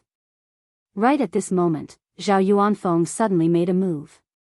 He also struck out with his palm, but in an instant, he condensed the water vapor within a radius of several thousand feet. The water droplets froze in midair, blocking the path of Chu Xiu's fist. The seemingly weak water droplets contained the power of heaven and earth. When Chu Xiu's power hit the water droplets, it was strangely absorbed. Although most of the water droplets could not withstand this power and completely turned into water mist, they still blocked the power of Chu Xiu's punch. Chu Xiu glanced at Zhao Yuanfeng and said indifferently, "Water has no fixed shape. Hard and soft. The pavilion master of Jiangshan Pavilion is indeed extraordinary. It's just that the people below are too insensible. As the pavilion master, you didn't even say anything, but the others are barking like dogs here. Don't they have any respect for their superiors?" Hearing Chu Xiu say that he was barking like a dog, the Zhao family's elder's face immediately turned red. He was angry. However, before he could say anything, Zhao Yuanfeng had already stopped him and said in a deep voice, "Official Chu, I, Jiangshan Pavilion, have lived in the coastal border for a long time. I don't know much about the Central Plains warriors. I made a fool of myself and offended you, official Chu. Please forgive me, official Chu. His elder had caused trouble, and the one who came to clean up after him was Zhao Yuanfeng. He knew Chu Xiu's position in the northern Yan. Although he should not have any conflict or enmity with Chu Xiu, if his elder offended Chu Xiu, it would really be an undeserved disaster. Of course, Zhao Yuanfeng would not be too weak. He glanced at the Taoist and Buddhist sects and said, Official Chu, I, Jiangshan Pavilion, have come here only to meet the Emperor of the Northern Yan. After that, I will immediately go to Wei Prefecture. From then on, I will no longer participate in the various disputes of the Northern Yan court or the Jianghu. Right now, the first problem that official Chu wants to solve is not us. In fact, it will not be us in the future. On the contrary, we may have the possibility of cooperation in the future. Chu Xiu cast a deep glance at Zhao Yuanfeng. This pavilion master of the Rivers and Mountains Pavilion did not have a prominent reputation in the martial arts world of the Central Plains. However, based on the move he had just made and the words he had said, Chu Xiu was able to determine that this person was a character. Don't think that the overseas region was easier to live than the Central Plains warriors. Wherever there were people, there would be Jianghu. Since it was Jianghu, there would be no lack of killings and disputes. The Central Plains was a vast land with abundant resources. If they could not win, they could still escape. If they managed to escape, they could just find a place to recuperate. After all, revenge was a dish best served cold. However, in the overseas region, outside the islands was the vast sea. Losing would basically mean death. The fact that Jiangshan Pavilion could occupy a few islands in such a cruel place like the open sea was enough to show Zhao Yuanfeng's means and strength. Right at this moment, Xiang Chong heard some news from somewhere and hurried over. Although Xiang Long's purpose of bringing the Taoist, demon, and Buddhist lineages here was to suppress Chu Xiu, it was not right for them to fight at the city gate on the first day they met. Therefore, he rushed over in time to stop them. Xiang Chong even brought the 9-dragon seal. He was afraid that Chu Xiu would go crazy and turn against him with Shang Tianliang. Of course, Xiang Chong was different. With Shang Tianliang's level of battle prowess, Chu Xiu would not use it unless he was forced to reveal his dagger. Although he was crazy, he had to obtain something after going crazy. Otherwise, he would not go crazy for nothing. Although the atmosphere was tense, it seemed like there was no real fight. Xiang Chong heaved a sigh of relief and said in a deep voice, Everyone, His Majesty is waiting for you. Follow me into the city. After saying that, Xiang Chong looked deeply at Chu Xiu and said calmly, Official Chu, His Majesty is waiting for them. Can we talk about this later? Chu Xiu smiled and said, North Garrison King, you worry too much. I'm just here to welcome an old friend. Is that not enough? Xiang Chong snorted and said, I hope so. After the people from the Daoist and Buddhist sects and the River Mountain Pavilion left, Tangye said, the River Mountain Pavilion has a great reputation in the overseas region.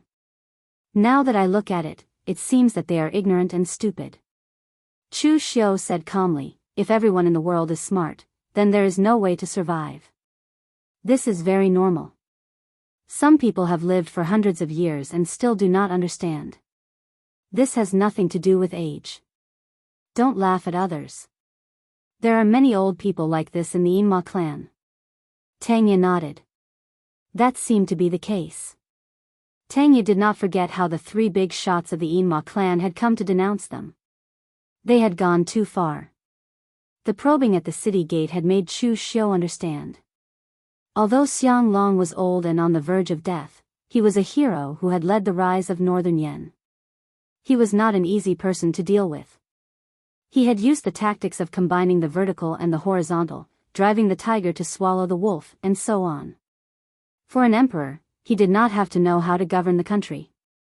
There were plenty of civil officials who would help him govern. He also did not have to know how to fight a war. The generals of the 5 armies were more familiar with these things than him. However, as an emperor, he could not lack the ability to see the big picture. It was obvious that neither the Great Light Temple nor the Chunyang Dao sect could refuse Xiang Long's conditions. Even if they knew that this would anger Chu Xiu, even if they knew that Xiang Long was using someone else to kill him, they would still do it. This was because the price of using someone else was so high that they could not refuse. Just as Chu Xiu was about to go back and think of a plan, a person dressed like a butler walked in front of Chu Xiu and bowed. "Official Chu, His Highness invites you." Chu Xiu raised his eyebrows. "Your Highness?" The person said, "Of course, His Highness the Crown Prince." "Xiang Chong is looking for me?" The person dressed like a butler looked a little unhappy. He paused and said, "Sir, please be careful. His Highness is now the Crown Prince. It is not good for you to call him by his name." Chu Xiu could fall out with the Zhao clan elder, who was also in the true fire spiritual refinement realm but could not see him clearly because of words. However, he would not lower himself to the level of a servant because it would lower his status. Right now, he was only thinking about why Xiang Chong was looking for him. Xiang Chong had interacted with Chu Xiu before, but their relationship was not very deep. Previously, when Xiang Long had suppressed Chu Xiu had wanted to get Xiang Chong's help. However, after testing him, Xiang Chong had rejected him. From then on, Chu Xiu could tell what Xiang Chong's stance was.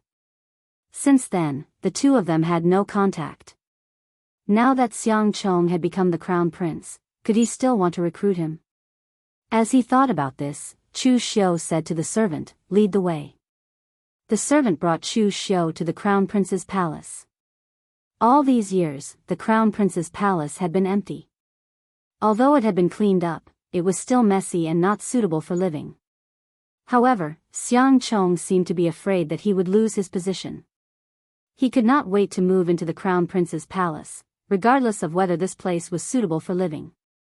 Chu Xiu waited in the simple and crude guest hall for a quarter of an hour before Xiang Chong came over. With a smile on his face, he said, "Sir Chu, I have neglected you. Please forgive me for not coming out to meet you." Glancing at Xiang Chong, Chu Xiu could almost see through Xiang Chong's inner thoughts with his eyesight. He was pleased and arrogant, but he tried his best to hide it. He did not want others to see it. Even his tone when speaking to Chu Xiu was different from before. It had become a little arrogant. Although Xiang Chong was a prince in the past, he still had to be courteous to a young talent like Chu Xiu who had a great reputation in the pugilistic world. Later, when Chu Xiu became the viceroy of the Jianghu Hall, Xiang Chong did not even have the qualifications to recruit him. He could only express goodwill. But now, he, Xiang Chong, has become the crown prince. In a few days, he will become the emperor of Northern Yan, but you, Chu Xiu, are being suppressed by imperial father both openly and secretly. Chu Xiu, have you ever regretted not submitting to me?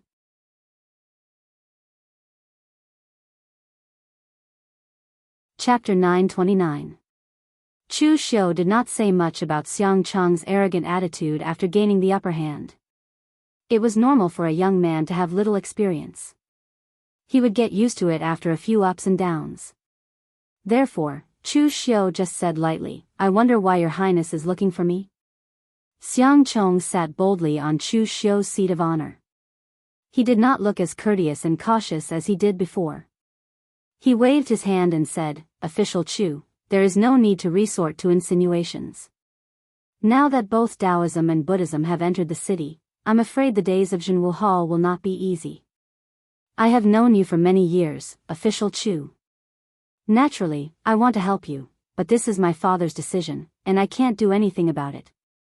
But Official Chu, rest assured, as long as you are willing to assist me and temporarily break up Jianghu Hall and merge it into the Crown Prince's palace, when I inherit the throne, I will naturally find a way to help you rebuild Jianghu Hall. And I believe it will not take too long. Official Chu, I remember many years ago, when you were still on the Longhu list and had not become famous in Jianghu, I wanted to recruit you, Official Chu, but Official Chu, you refused. Now, Official Chu, you have become famous in Jianghu, but I have also become the heir of Great Yan from a prince who has no power. I wonder if I am qualified to recruit you, Official Chu. When Xiang Chong said this, his heart was full of joy. Before he became the crown prince, Chu Xiu actually felt that Xiang Chong was not bad.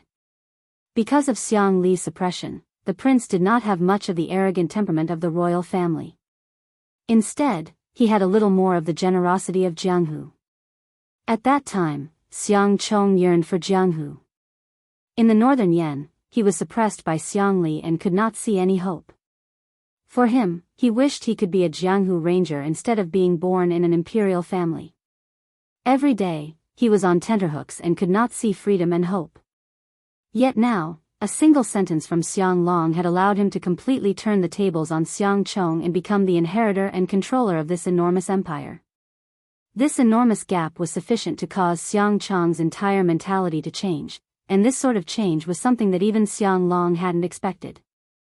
In Xiang Long's plan, Xiang Chong only needed to watch the three forces of Taoism, Buddhism, and Diabolism suffer a great loss, and then restore Jiangshan Pavilion to become a barrier against Eastern Qi. Then, he would inherit the throne. That would be enough. Who would have thought that Xiang Chong would be so arrogant and come to recruit Chu Xiu, and even make such a promise? In his heart, Xiang Chong, Xiang Xiu, Xiang Chong, and Xiang Xiu, and Li, Xiang, and Xiang, Xiang, and Xiu, Xiang, Xiang, Xiang, and Li, not. As for Chu Xiu, he could not be considered hateful. However, when he had been rejected by Chu Xiu when he tried to recruit him, it was like a thorn in his heart. That scene made him feel that Chu Xiu looked down on him. Now that he had become the crown prince, Chu Xiu was facing danger from all sides. Would Chu Xiu reject his invitation? Do you dare to refuse?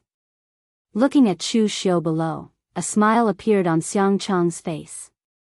It was a smile that he had learned from his father, Xiang Long, as if he had a card up his sleeve. However, when placed on Xiang Chong's face, it seemed a little awkward.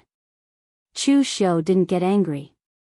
He just said lightly, "Your Highness, did you sleep too much because you were suddenly announced as the crown prince a few days ago?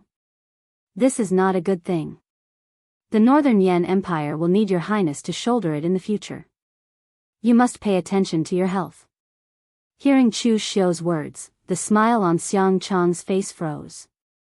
He knew what Chu Xiu meant. Chu Xiu was saying that he was daydreaming. Xiang Chong jumped to his feet with a gloomy expression. However, he swallowed the words that were about to come out of his mouth. Although he had indeed been overly excited by the news of the crown prince, it didn't mean that he had become stupid from the shock. Even if he didn't know what his father had done at the time, the elders of the Xiang royal family had told him about it later on. Chu Xiu's forces were already so fearful that even Xiang Long did not dare to fall out with him, to the point where the Taoist and Buddhist lineages had to join forces to suppress him. Of course, he did not have the qualifications to fall out with Chu Xiu. Otherwise, he would be the one to be embarrassed. Therefore, Xiang Chong forcibly suppressed the anger in his heart and laughed loudly. Good, good, good. Official Chu is indeed official Chu. He is exactly the same as the official Chu from years ago. He hasn't changed at all. However, official Chu hasn't changed, but I am no longer the same as I was a few years ago. A few years ago, it took a lot of effort for me to ask a real pellet state martial arts grand master to be a guest. Now, there is already the top sword sage in the world to be my teacher. There is even a powerhouse of true fire spirit refinement state who took the initiative to join me. I heard that this person is an old friend of official Chu. Let's meet him today. Senior Li, please come out. As Xiang Chong's voice fell, a figure walked out of the inner hall. It was none other than Li Jiaodi who escaped from Chu Xiu last time. Seeing Li Jiaodi again, Chu Xiu was taken aback. This woman provoked me again and again, and now she even dares to appear in front of me. Is she really not afraid of death, or does she have something to rely on? Chu Xiu's gaze instantly darkened. Li Jiaodi, I let you escape last time and I can't be bothered to continue chasing after you. You should be thankful for that. Now, you still dare to appear in Northern Yan. Who gave you the courage? Who gave you the courage? Who? In the last battle in the Mahakala demon cult, Li Jiaodi was really scared by Chu Xiu. That kind of crushing power made her feel a sense of powerlessness. In the end, she had to use a secret technique to escape with her life, and she even almost suffered from qi deviation. If she hadn't been saved by someone and coincidentally solved her heart demon, her cultivation might have been crippled. So at this time, when Li Jiaodi faced Chu Xiu, although she still had the courage before, her face couldn't help but turn pale when she heard Chu Xiu shout. Meanwhile, Xiang Chong said, "Lord Chu, Senior Li is a revered elder of my crown prince's palace now. I didn't care about the enmity between the two of you in the past, but if you attack Senior Li now, then you're looking down on me." Teacher. As Xiang Chong shouted, Kang Dongming, the sword sage of the East Sea, appeared behind him. He was still holding his sword, looking sluggish. He didn't want to kill Chu Xiu, not even hostile. But Chu Xiu was sure that if he attacked here, the sword sage of the East Sea would definitely attack. Chu Xiu looked at Xiang Chong and narrowed his eyes. People who had followed Chu Xiu for a long time knew that when Chu Xiu showed this kind of expression, it usually meant that he was about to plot or kill someone. People who narrowed their eyes were generally very scary. Very good. It seems that Your Highness has a card up your sleeve. But I still have to advise Your Highness, some people can't be used. Those who harm their master will be very miserable after using them. After saying this, Chu Xiu turned around and left. With Kang Dongming around, Chu Xiu couldn't kill Li Jiaodi. Kang Dongming's title as the sword sage of the East Sea was not just for show. He had earned it through fighting. Shen Baochen of the Sword Hut and Shen Tianwang of the Sword King City had been defeated by him. One could imagine how strong his swordsmanship was. Although he couldn't compare to the sword sage Gu Qinsheng of 500 years ago, at least in the current martial arts world, there were not many people who could beat him in swordsmanship. For a person like Kang Dongming, besides swordsmanship, there was nothing else that could be stuffed into his head in this life. Only God knew what conditions Xiang Long had offered him that he could stay safely in northern Yen and stay by Xiang Chang's side as a teacher. However, if Chu Xiu wanted to kill someone, not even Gu Qinsheng, the sword saint of the Eastern Sea, could stop him. Not even Gu Qinsheng, the sword saint from 500 years ago, could stop him. But at this time in the Crown Prince's palace, Xiang Chong didn't care about Chu Xiu's threat at all. He just thought that Chu Xiu wanted to save some face. Xiang Chong said to Li Jiaodi, "Senior Li, please rest assured. As long as you can assist me, Chu Xiu can't touch you." Li Jiaodi nodded stiffly. She was a standard Jianghu person. Even if she joined the Yinma clan, she was only doing things alone. She was still a little unused to this kind of etiquette. But at this moment, a handsome young man in white with a jade-like face walked out from the side and put his arm around Li Jiaodi's waist in an extremely natural manner. He smiled at Xiang Chong and said, "Your Highness, don't worry. Now that you are the chosen one, we will definitely stand by your side." After returning to the Jianghu Hall, Chu Xiu first called Mei Qinglian over and told her what happened today. He asked, how did Li Jiaodi get involved with Xiang Chong? Mei Qinglian was also stunned. She knew Li Jiaodi. Perhaps it was the same sex repels each other.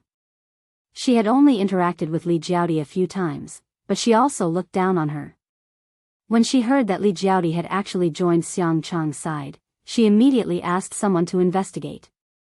The Jianghu Hall today was not the Jianghu Hall of the past. Many people joined later.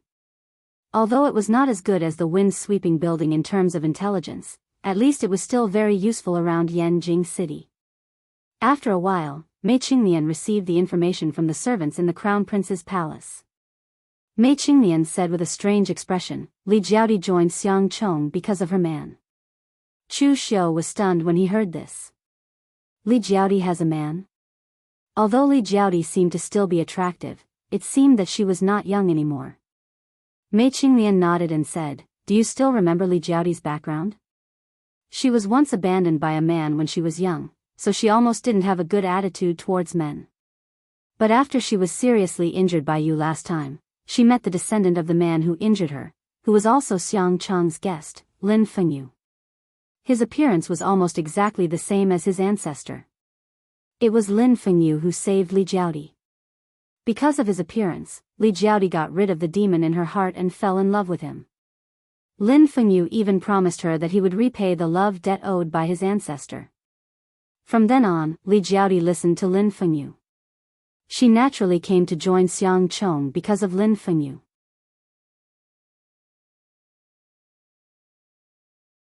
Chapter 930.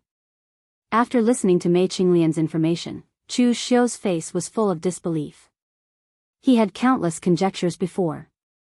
For example, Li Jiaodi was angry that she suffered a loss last time, so she took advantage of him being suppressed by Xiang Long this time to find trouble with him. Or the other big shots of the Yinma clan were dissatisfied with him, so they joined forces to pressure him and protect Li Jiaodi from behind. But he never thought that Li Jiaodi appeared by Xiang Cheng's side because of a man. Chu Xiu said with a strange expression, "If I'm not wrong, Li Jiaodi is not young anymore, right? How old is that man?" "An old cow eating young grass." Mei Qinglian waved her hand casually and said, "Of course not young. Anyway, he's much older than me. Lin Fengyu is a good-for-nothing. He only reached the innate realm when he was in his 20s by relying on the elixir left by his ancestors. The Lin family's ancestors were relatively glorious, but in his generation, they had completely declined. He was the only one left in the family, so he joined Xiang Cheng, an unfavored prince, as a follower. And it's not that I look down on Li Jiaodi. She was dumped by a man at the beginning, and now, she has fallen into the hands of that man's descendant. She really doesn't learn from her mistakes. That man is not a good person. Maybe she will vomit blood again. Now, no matter what Li Jiaodi does, I won't be surprised. Love is the most harmful word, and it can make people lose their minds. Li Jiaodi was originally very paranoid and not very smart. Now, she has completely become an idiot." Chu Xiu wondered, "How do you know that Lin Fengyu is not a good person?" Mei Qinglian sneered and said, "How do you think I got the information?" Such a detailed thing was said by Lin Fengyu himself to Xiang Cheng, and it was heard by the servants of the crown prince's residence. Then, they sold it to the spies of the Jianghu Hall. Li Jiaodi is now deeply in love with him, but he sold Li Jiaodi in the blink of an eye. There are not many good men. Chu Xiu touched his nose and said, "Don't hurt the innocent. There is still a man in front of you." Mei Qinglian raised her eyebrows and rolled her eyes at him. "So you're saying that you're a good thing? Those who died at your hands definitely don't think so." Mei Qinglian's flirtatious look was so coquettish that even Chu Xiu fell into a trance. He asked in surprise, "Did you make a breakthrough in the great chick technique again?" Mei Qinglian raised her eyebrows and said, "My beauty is unparalleled. What does that have to do with my cultivation technique?" Chu Xiu touched his chin again. He wisely chose not to argue with Mei Qinglian on this issue. As long as she was a woman, she would always be confident in her own appearance. Men were very open-minded about this. Anyway, in this underworld, not many people relied on their faces to make a living. Of course, there were exceptions, such as Fang Qishao, who thought that his handsomeness was comparable to that of Lu Fengxian and felt very good about himself. Chu Xiu knocked on the table and said, "There is enough trouble. It doesn't matter if there is another Li Jiaodi. In fact, one Li Jiaodi is not even a problem. I rarely misjudge people, but I have to say that I have misjudged Xiang Cheng. This person's desire for power has swelled to the point that it has become somewhat distorted." Mei Qinglian said, "From a prince with the lowest chance of inheriting the throne to the crown prince, and it won't take long for him to inherit the throne. With such a big pie falling on his head, if Xiang Cheng doesn't twist it, then I'm afraid he is even more scheming than Xiang Long." Just as Chu Xiu was about to say something, someone suddenly came in to report that Xiang Li had come to visit. Mei Qinglian was surprised and said, "What is he here for? Could it be that he wants us to help him ascend the throne?" Chu Xiu raised his eyebrows and said, "Apart from this, what else can he do for us? Moreover, why can't we help him ascend the throne?" Mei Qinglian was suddenly stunned. To be honest, she really did not expect Chu Xiu to be so bold. All along, Mei Qinglian thought that Chu Xiu only wanted to protect himself, to protect the power and foundation of Jinwu Hall in northern Yen. Who would have thought that Chu Xiu's thinking was even more exaggerated? He actually wanted to intervene in the battle for the throne of northern Yen. If Chu Xiu did this, his opponent would not only be Xiang Long, but the entire northern Yen royal family and the northern Yen imperial court. Mei Qinglian still wanted to say something, but Chu Xiu turned and left. Behind him, Mei Qinglian shook her head. She did not intend to persuade Chu Xiu. He, Chu Xiu, had done many daring things. This one would not make much of a difference. In the meeting hall, when Xiang Li saw Chu Xiu, he rushed over and grabbed Chu Xiu's hand and shouted, "Official Chu! Save me! Help me!" Chu Xiu furrowed his brows. He slowly released his true qi, stabilizing Xiang Li's body and moving him away. He was not used to a man holding his hand. "Your Highness, don't be so agitated. The sky has not fallen and you are not dead yet. Why are you panicking?" After letting Xiang Li sit on the chair to calm down, Chu Xiu sized up the current Xiang Li. In just a few days, Xiang Li was almost unrecognizable. Although Xiang Li was arrogant before, he had the bearing of a member of the royal family. But now, Xiang Li was in a mess. He was not in the mood to tidy up his beard and hair. In addition, his eyes were bloodshot and sunken after a long period of insomnia. He looked miserable. During this period, Xiang Li was really about to be driven crazy.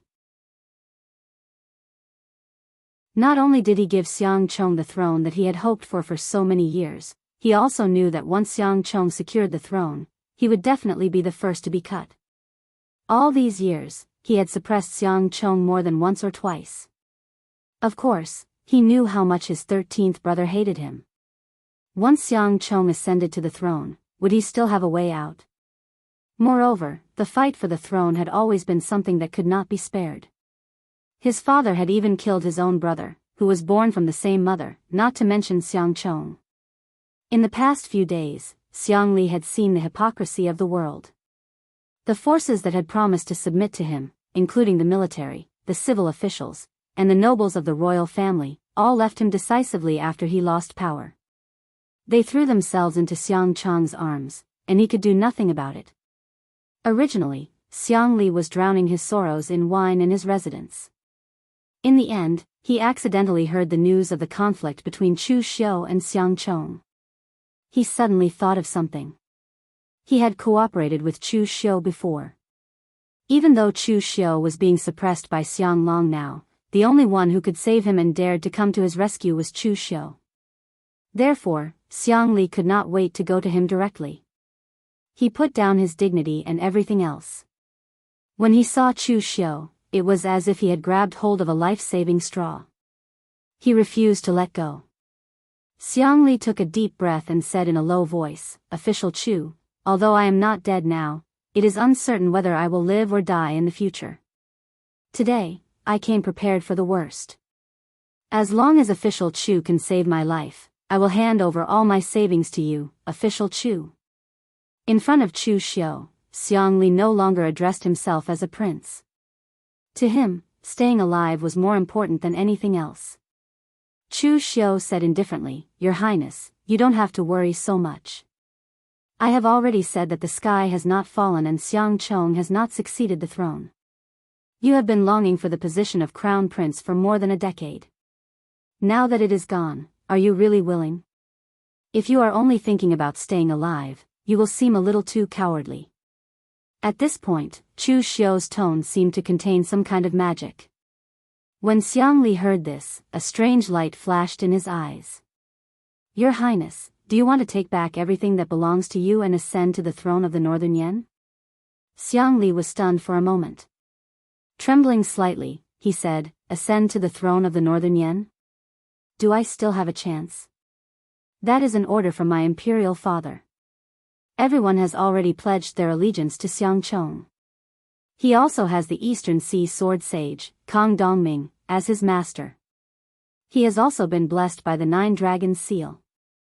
In a day, he has everything that a crown prince should have. What can I use to fight against him?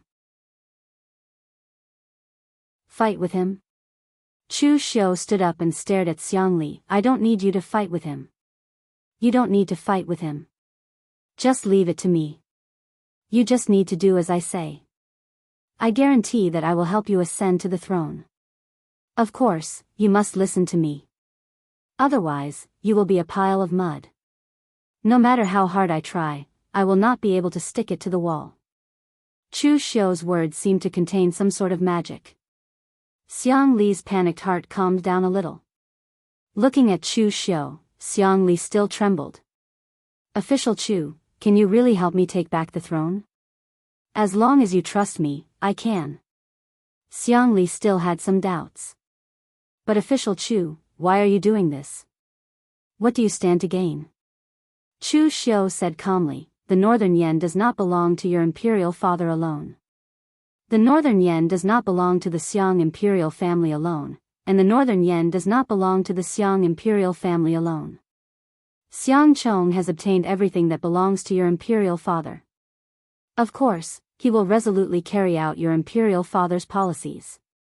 Therefore, if he becomes the emperor, it will affect my interests. I am very unhappy. If I help you ascend to the throne, I will help you guard the Northern Yan. The country is yours. The martial world is mine.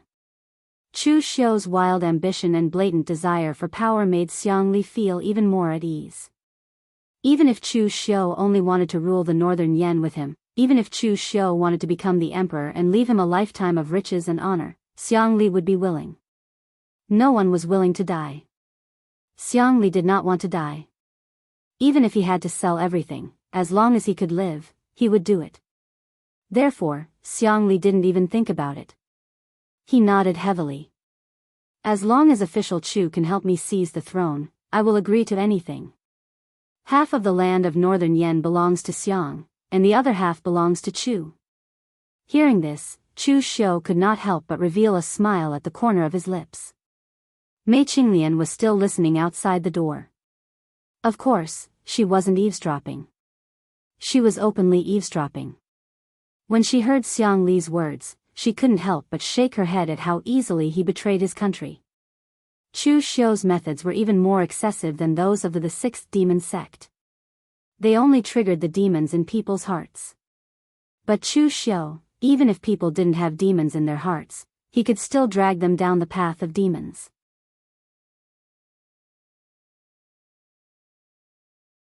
Chapter 931. Xiang Li came at the right time. Even if he didn't come, Chu Xiu would come looking for him. Xiang Long's plan was to suppress the subduing martial hall. Xiang Chong, as his successor, had parted with Chu Xiu on bad terms today. He would definitely carry out Xiang Long's policy. It was unrealistic for Chu Xiu to overthrow the Xiang royal family and become the emperor. Therefore, the solution lay with Xiang Li. Knocking on the table, Chu Xiu said in a deep voice, Your Highness, do you remember that I once placed some people from the Yinma clan into the various departments of the Northern Yan? Chu Xiu had a sense of crisis. When he and Xiang Long fell out for the first time, Xiang Chong didn't choose to help him. At that time, he contacted Xiang Li and asked Xiang Li to place some people from the Yinma clan into the Northern Yan court. When the daggers were revealed, these people would be very useful. Xiang Li nodded and said, I have been doing this all the time. Now, I have placed many people. But now that I have lost power, those bastards are all on Xiang Chong's side. Now, my power is pitifully small. I can no longer place people from the Yinma clan into the other departments of the Northern Yan. Chu Xiu waved his hand and said, That doesn't matter. Are those people at risk of being discovered? Xiang Li shook his head and said, Absolutely not. Even the people who personally gave the order don't know who I placed. At that time, they were still obedient and didn't ask or inquire. Now that I have lost power, they have probably forgotten about this matter. Chu Xiu nodded and said, If that's the case, then there is no problem. Your Highness can go back and wait. Xiang Li was stunned and said, That's it? Chu Xiu asked, What else do you want to do? Can you ambush and assassinate now? Can you fight against Xiang Chang's forces? Xiang Li laughed and said, of course not. He couldn't do anything with the little power in his hands. Otherwise, he wouldn't have asked for help from Chu Xiu. Chu Xiu spread his hands and said, since it can't be done, what else can you do besides staying there? Your Highness, you just need to go back and act. Continue acting like you are desperate. Don't let others suspect you.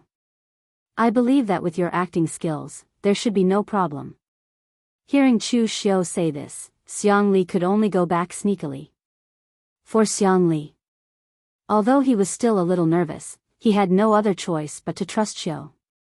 After Xiang Li left, Mei Qinglian walked in and said, Xiang Qinglian, Xiu is to do. After Li had left, Mei Qinglian. Of course. Otherwise, why would I talk so much nonsense with him?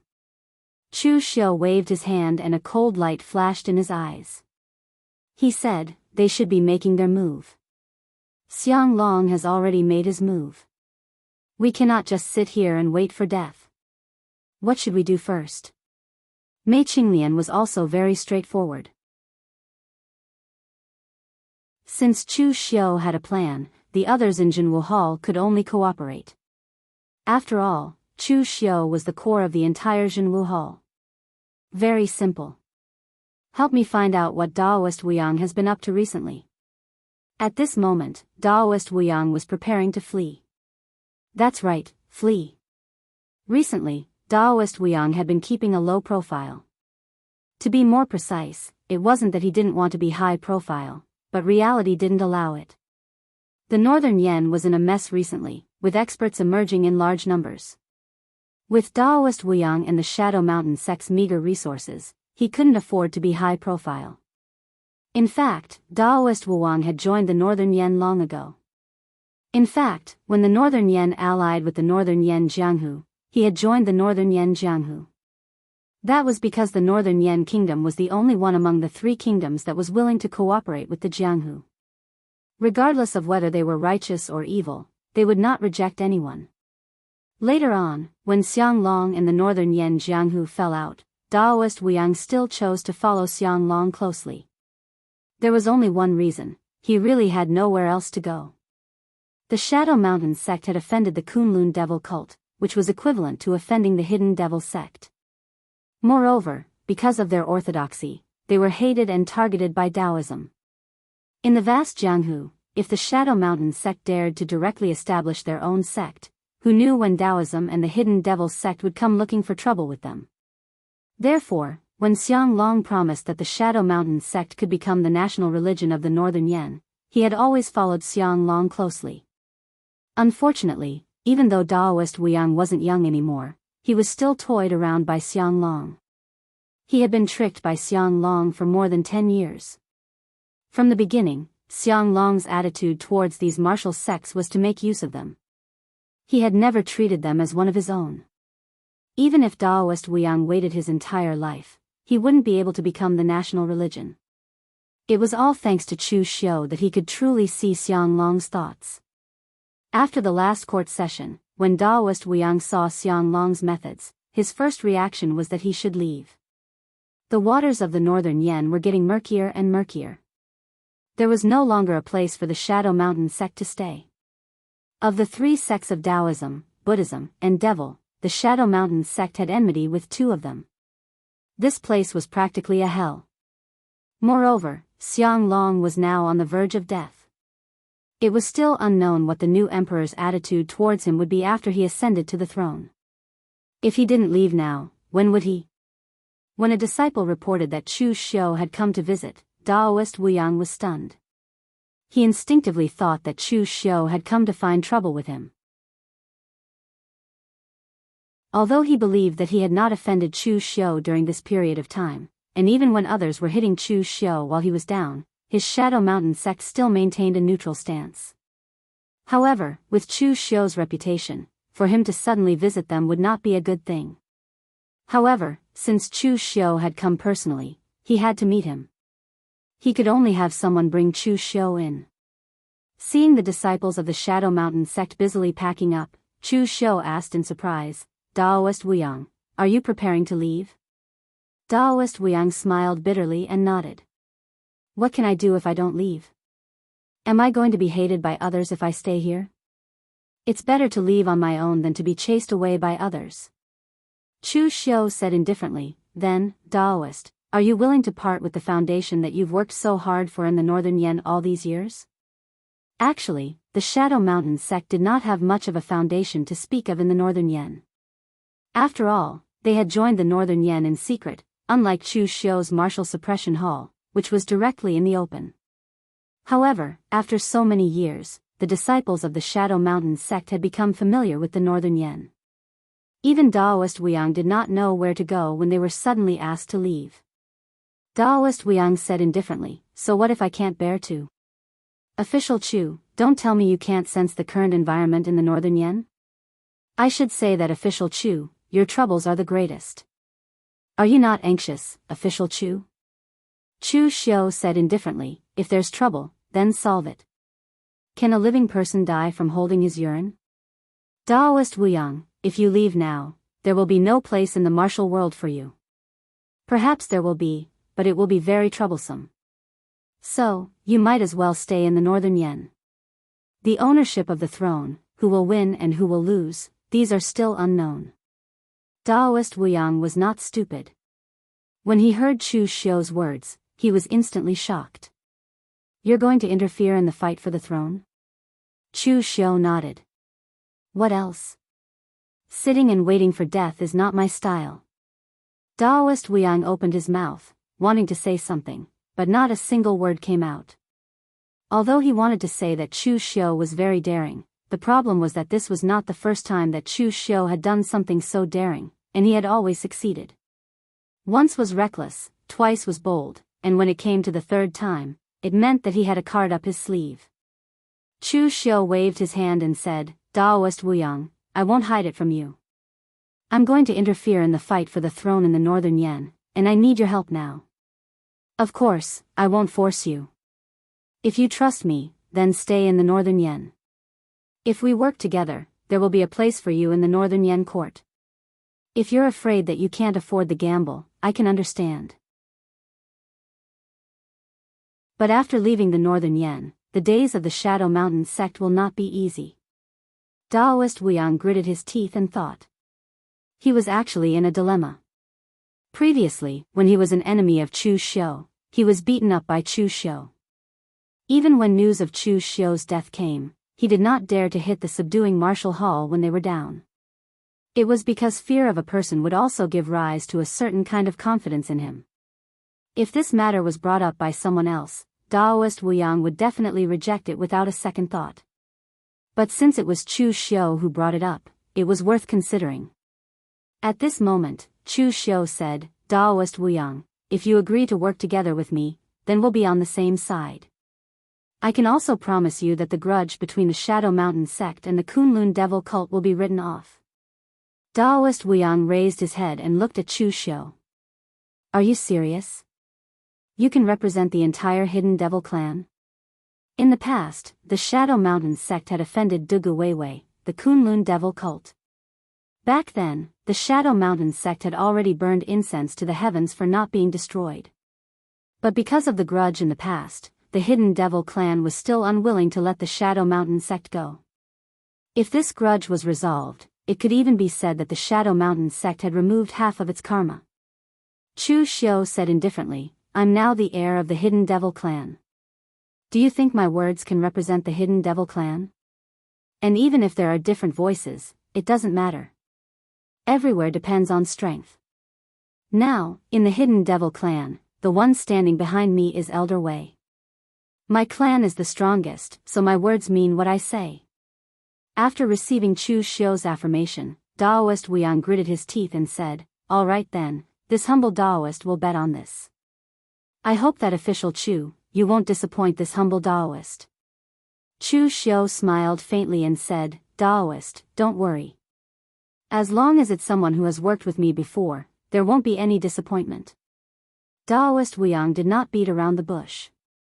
He said directly, do you have any plans now? What should our first step be? Chu Xiu stretched out a finger and said, of course there needs to be a plan. But it has to be done step by step. The first step is for you to join Xiang Cheng's side. Everyone knows about the grudge between us. On the contrary, not many people know about the secret agreement between us. It's reasonable for you to seek refuge with Xiang Cheng now. No one can find anything suspicious about it.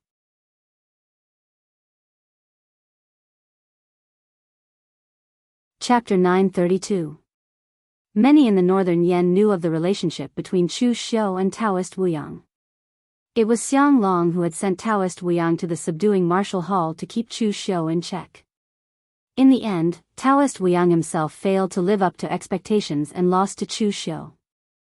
The subduing martial hall became Chu Xiu's domain, and the two sides became enemies. No one could have imagined that Daoist Wuyang would be beaten into submission by Chu Xiu. Both sides even secretly cooperated once, and the so-called enmity was long gone. So when Daoist Wuyang came to seek refuge, Xiang Cheng's face was full of excitement. He directly grabbed Daoist Wuyang's hand and pulled him into the house, saying, "It is my honor that Daoist Wuyang is willing to help me. I have long heard of Daoist Wuyang's great name."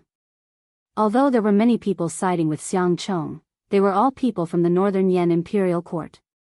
These people were not actually siding with Xiang Cheng.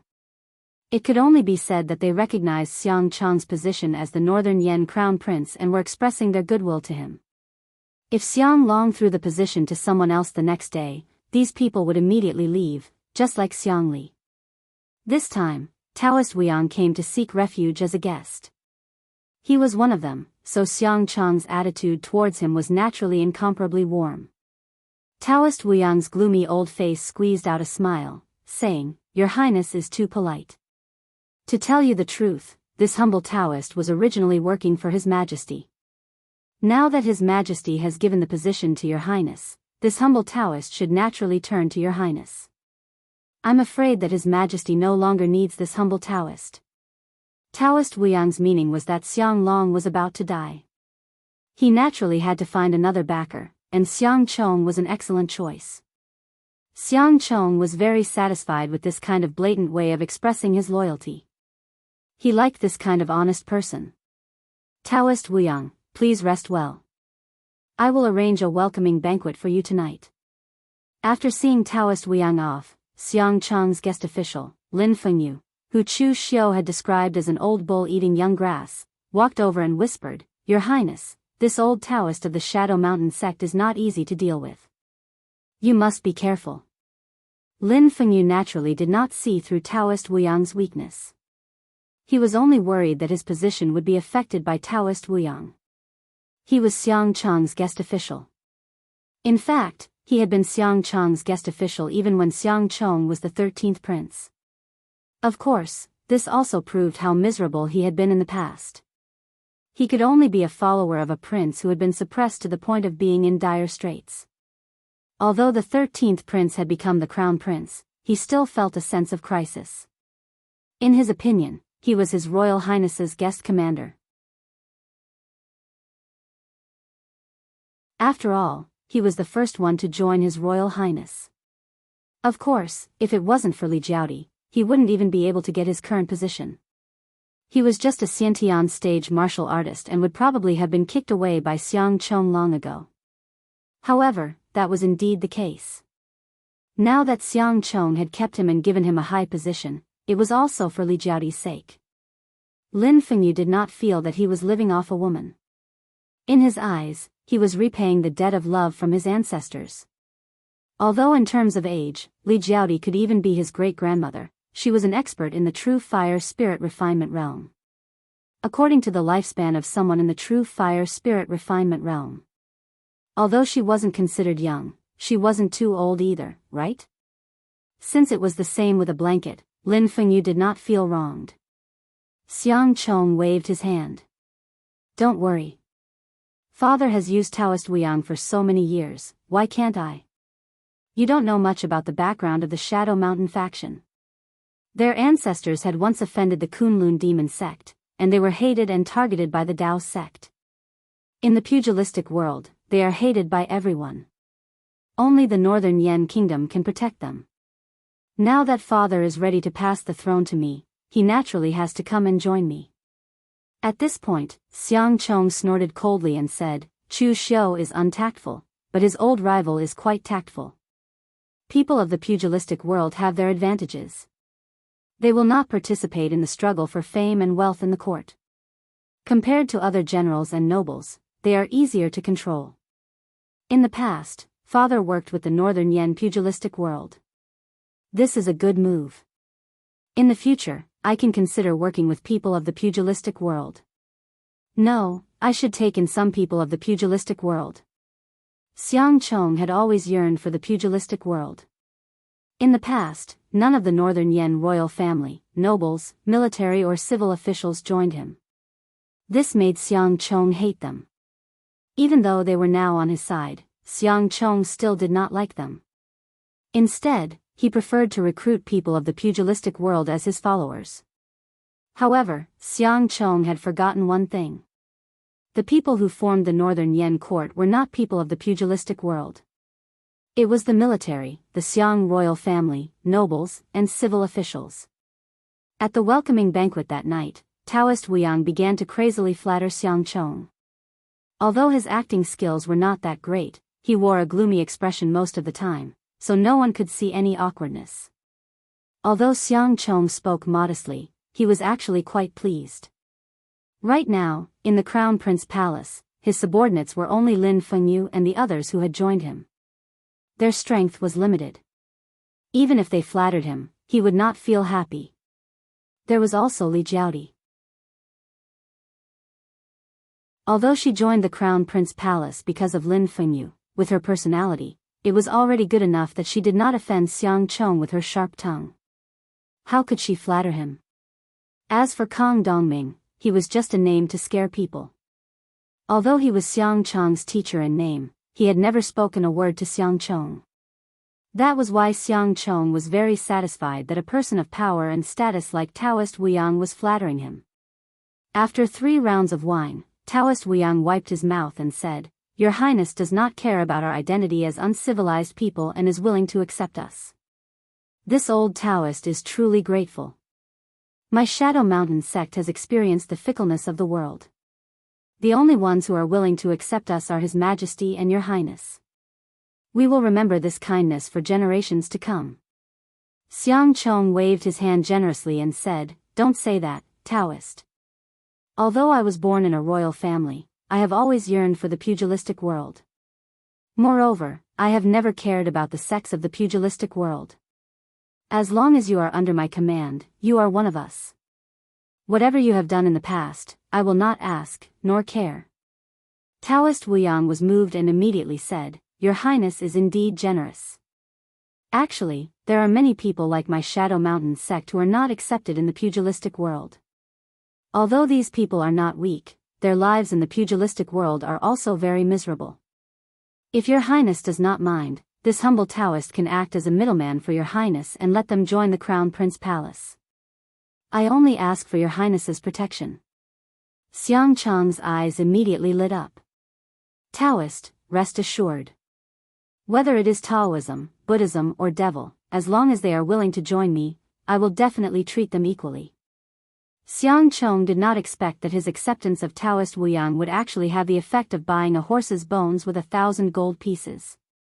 Even if these people were villains or traitors of the sect, he did not care. As long as they were of use to him, it was fine. A strange look appeared in Daoist Wuyang's eyes. After the banquet ended, he immediately had the disciples of the Shadow Mountain sect secretly send the news to the Suppression Martial Hall. At this moment, in the Suppression Martial Hall, Chu Xiu received the news from Daoist Wuyang and a sharp glint appeared in his eyes. Things were going very smoothly. Chu Xiu had Daoist Wuyang join Xiangcheng's ranks not to do anything to Xiangcheng at the crucial moment, but to add a few more people to Xiangcheng's side. Didn't you, Xiangcheng, want to strengthen your forces? Didn't you want the experts of the pugilistic world to join you? Chu Xiu was satisfied now. The Northern Yen imperial court had never belonged to Xianglong or Xiangcheng alone. If Xiangcheng followed Xianglong's plan and waited patiently for a period of time, he would naturally be able to smoothly inherit the throne. However, it was a pity that the desire for power could bring about great changes in a person. Xiang Chong had become the crown prince from a fallen prince, and he could not wait to show off. Therefore, Chu Xiu's first step was to make Xiang Chong and the Northern Yan imperial court, as well as all the Northern Yan forces, completely fall out with each other. With Xiang Long around, no matter how much Xiang Chong went overboard, no one could say anything. However, once Xiang Long died, could a crown prince who was not recognized by any Northern Yan authorities inherit the throne? This was hard to say. Mei Qinglian was by Chu Xiu's side, so she roughly understood Chu Xiu's plan. However, Mei Qinglian was still puzzled. Who are you going to place beside Xiang Chong? The Yinma clan won't work. Li Jiaodi is by Xiang Chong's side. If you place someone from the Yinma clan beside Xiang Chong, she will easily recognize them. People from the Blue Dragon Society won't work either. Ordinary killers from the Blue Dragon Society can work, but they are too weak.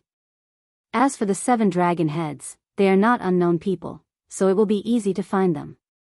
Chu Xiu smiled and said, "You forgot about a place. In Green Capital, there are many capable experts. Who can recognize them?" Mei Qinglian's eyes suddenly lit up. She had really forgotten about this place. Although the martial artists from Green Capital had stayed in that place for a lifetime, their strength was definitely not comparable to the martial artists of the same rank in the outside world. However, the weakest real pellet state was still real pellet state, and the weakest real fire spirit refinement state was still real fire spirit refinement state. However, Mei Qinglian then frowned and said, "What about their identities? If you only place one person beside Jin Chong, it will be fine.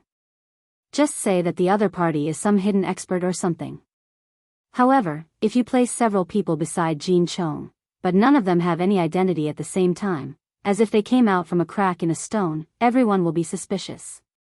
Chu Xiu waved his hand and said, "The identity is simple.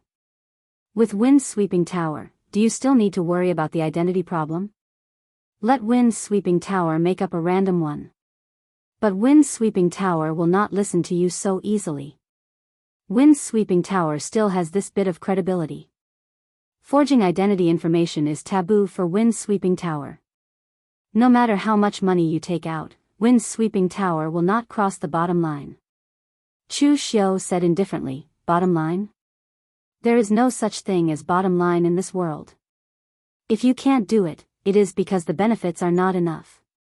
If the benefits are enough, I will let Wind Sweeping Tower say that pigs can fly." Wind Sweeping Tower will also record the appearance of flying divine pigs in their intelligence.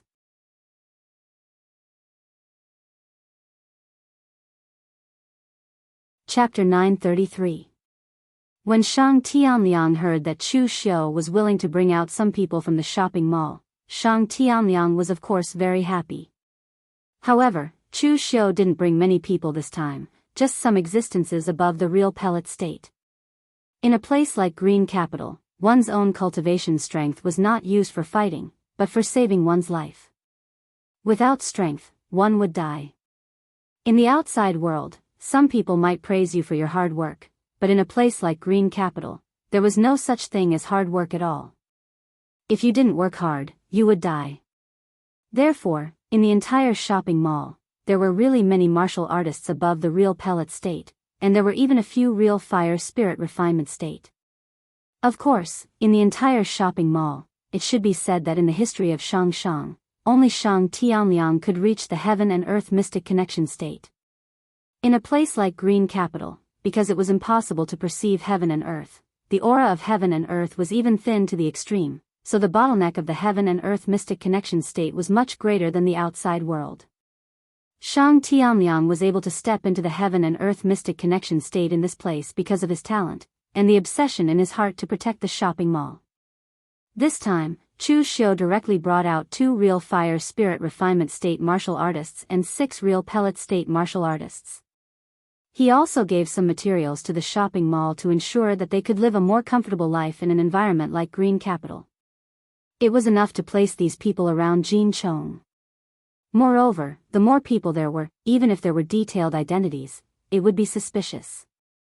When returning to northern Yan, Chu Xiu asked Shang Tianliang to leave with his people first, while he went to the wind-sweeping building to find Qi Yuanli.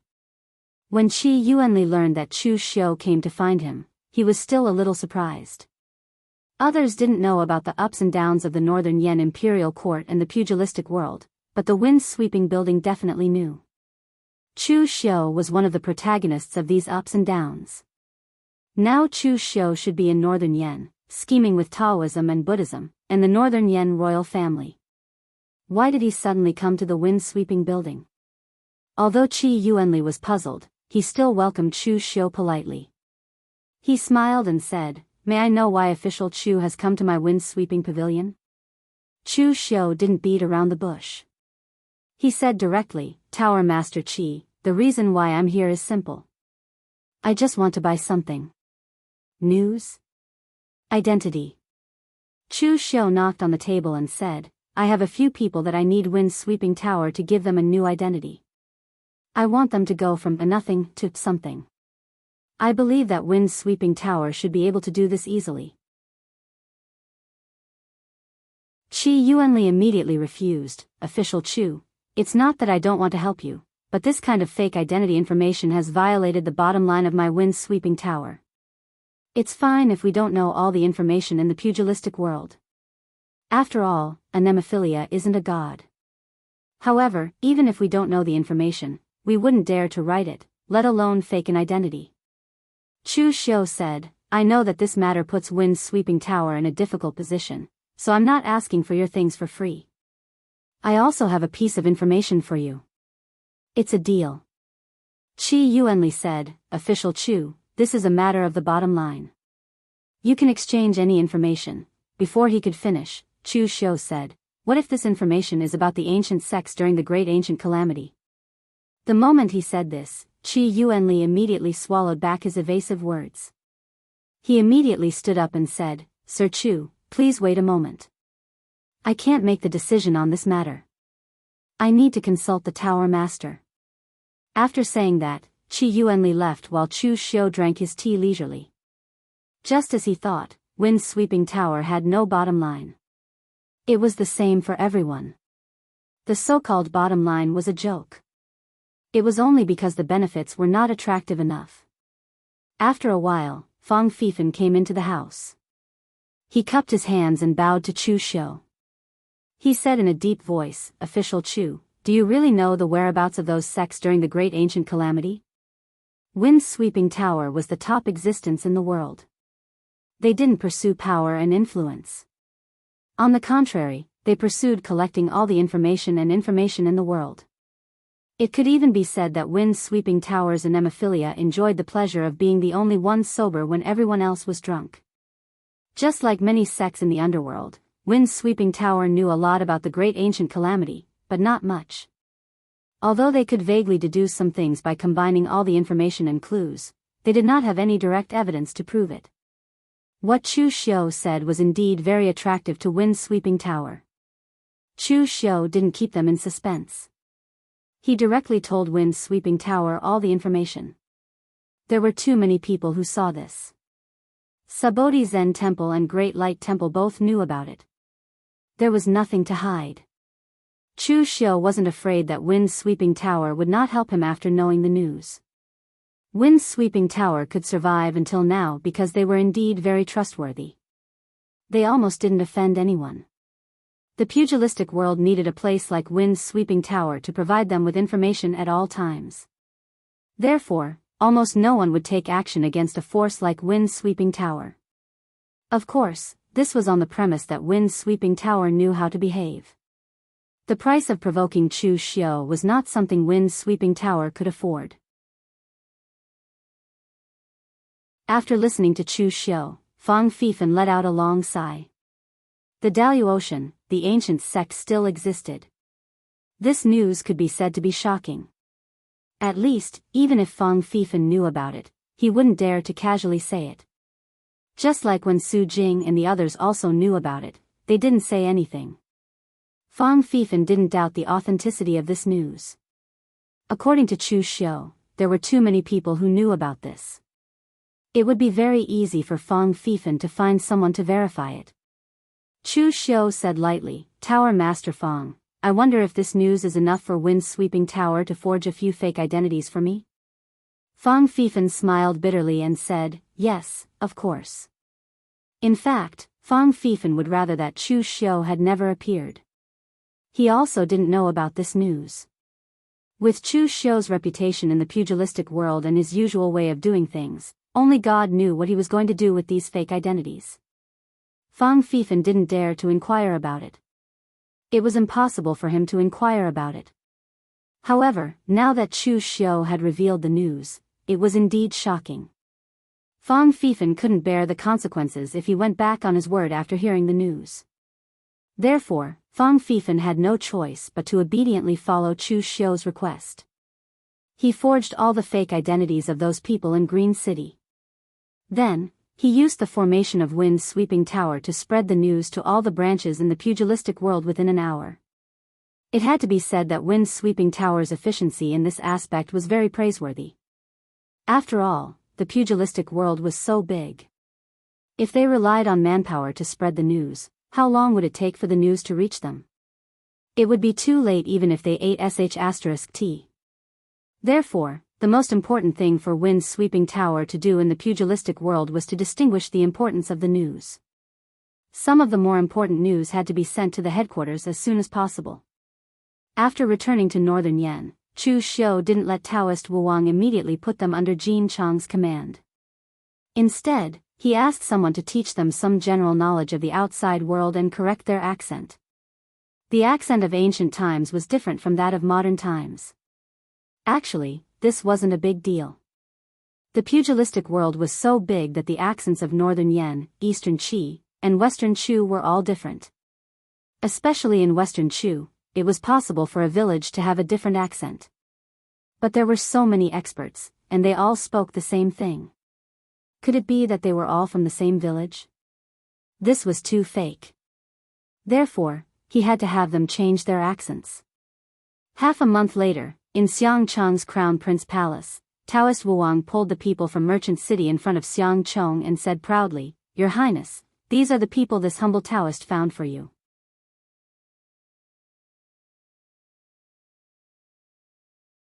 They are all old friends of this humble Taoist in the past, but all of them have experienced many hardships in their lives. When they heard this humble Taoist say that Your Highness is broad-minded and doesn't care about their past and is willing to take them in, they were very touched and came to seek refuge with Your Highness. Of course, there are also some who have already given up and would rather cultivate in the barren mountains than come back into the pugilistic world. This humble Taoist is powerless to help these people. As he said this, Daoist Wuang revealed an expression of pity. Perhaps it was because he had told too many lies, but Daoist Wuang spoke in an incomparably natural manner, as though he really knew so many experts. At this moment, Xiangcheng was almost in a daze. Previously, Li Jiaodi had joined him because of her relationship with Lin Fengyu, which had already made Xiangcheng extremely happy. Later, Daoist Wuang brought the entire Yin Mountain sect to join him, which also made Xiangcheng ecstatic. In the end, Daoist Wuang brought 2 more true fire spirit refinement realm and 6 real pellet realm martial artists. This gave Xiangcheng the illusion that he could face the Temple of Great Light head-on. Xiangcheng was stunned for a long time before saying, Quick, Daoist, quickly come and introduce the seniors to this humble palace. Daoist Wuang had memorized for a long time before, and when he heard this, he immediately pointed at one person and said, This is the only survivor of the Qianyuan sect of the previous generation, Qianyuan Divine Palm, Jiang Kunyi. 100 years ago, the Qianyuan sect was destroyed, and Brother Jiang was hunted down for more than 10 years. He hid in the 100,000 mountains, enduring the humiliation. Just as he was about to come out for revenge, he found out that his enemy's sect was also destroyed. It was truly tragic. And this is the only disciple of the rogue cultivator Taoist Guangling, Qin Yusheng. However, Taoist Guangling was killed by the big boss of the Yinma faction, 10 Directions old demon, Yuan Tianfang. In order to escape, he could only change his appearance and live in seclusion in the South Sea. And this. Daoist Wuyang narrated the background that Chu Xiu had given him to Xiang Chong with great familiarity. These backgrounds were all extremely detailed, but they all had one thing in common. Although there were traces of their origins, they were all dead men who could not prove anything. For example, Yuan Tianfang, Taoist Guangling did indeed exist, but his personality was strange. Who knew if he had a disciple? Moreover, Yuan Tianfang did have a grudge against the Dao faction, and had killed many people from the Dao faction. Taoist Guangling also died in his hands. But the problem was that Yuan Tianfang had also died in the hands of Chu Xiu, so naturally there was no proof. You're tuning in to the Carefree Valley YouTube channel. Don't forget to subscribe and join us on this journey to catch the most captivating stories.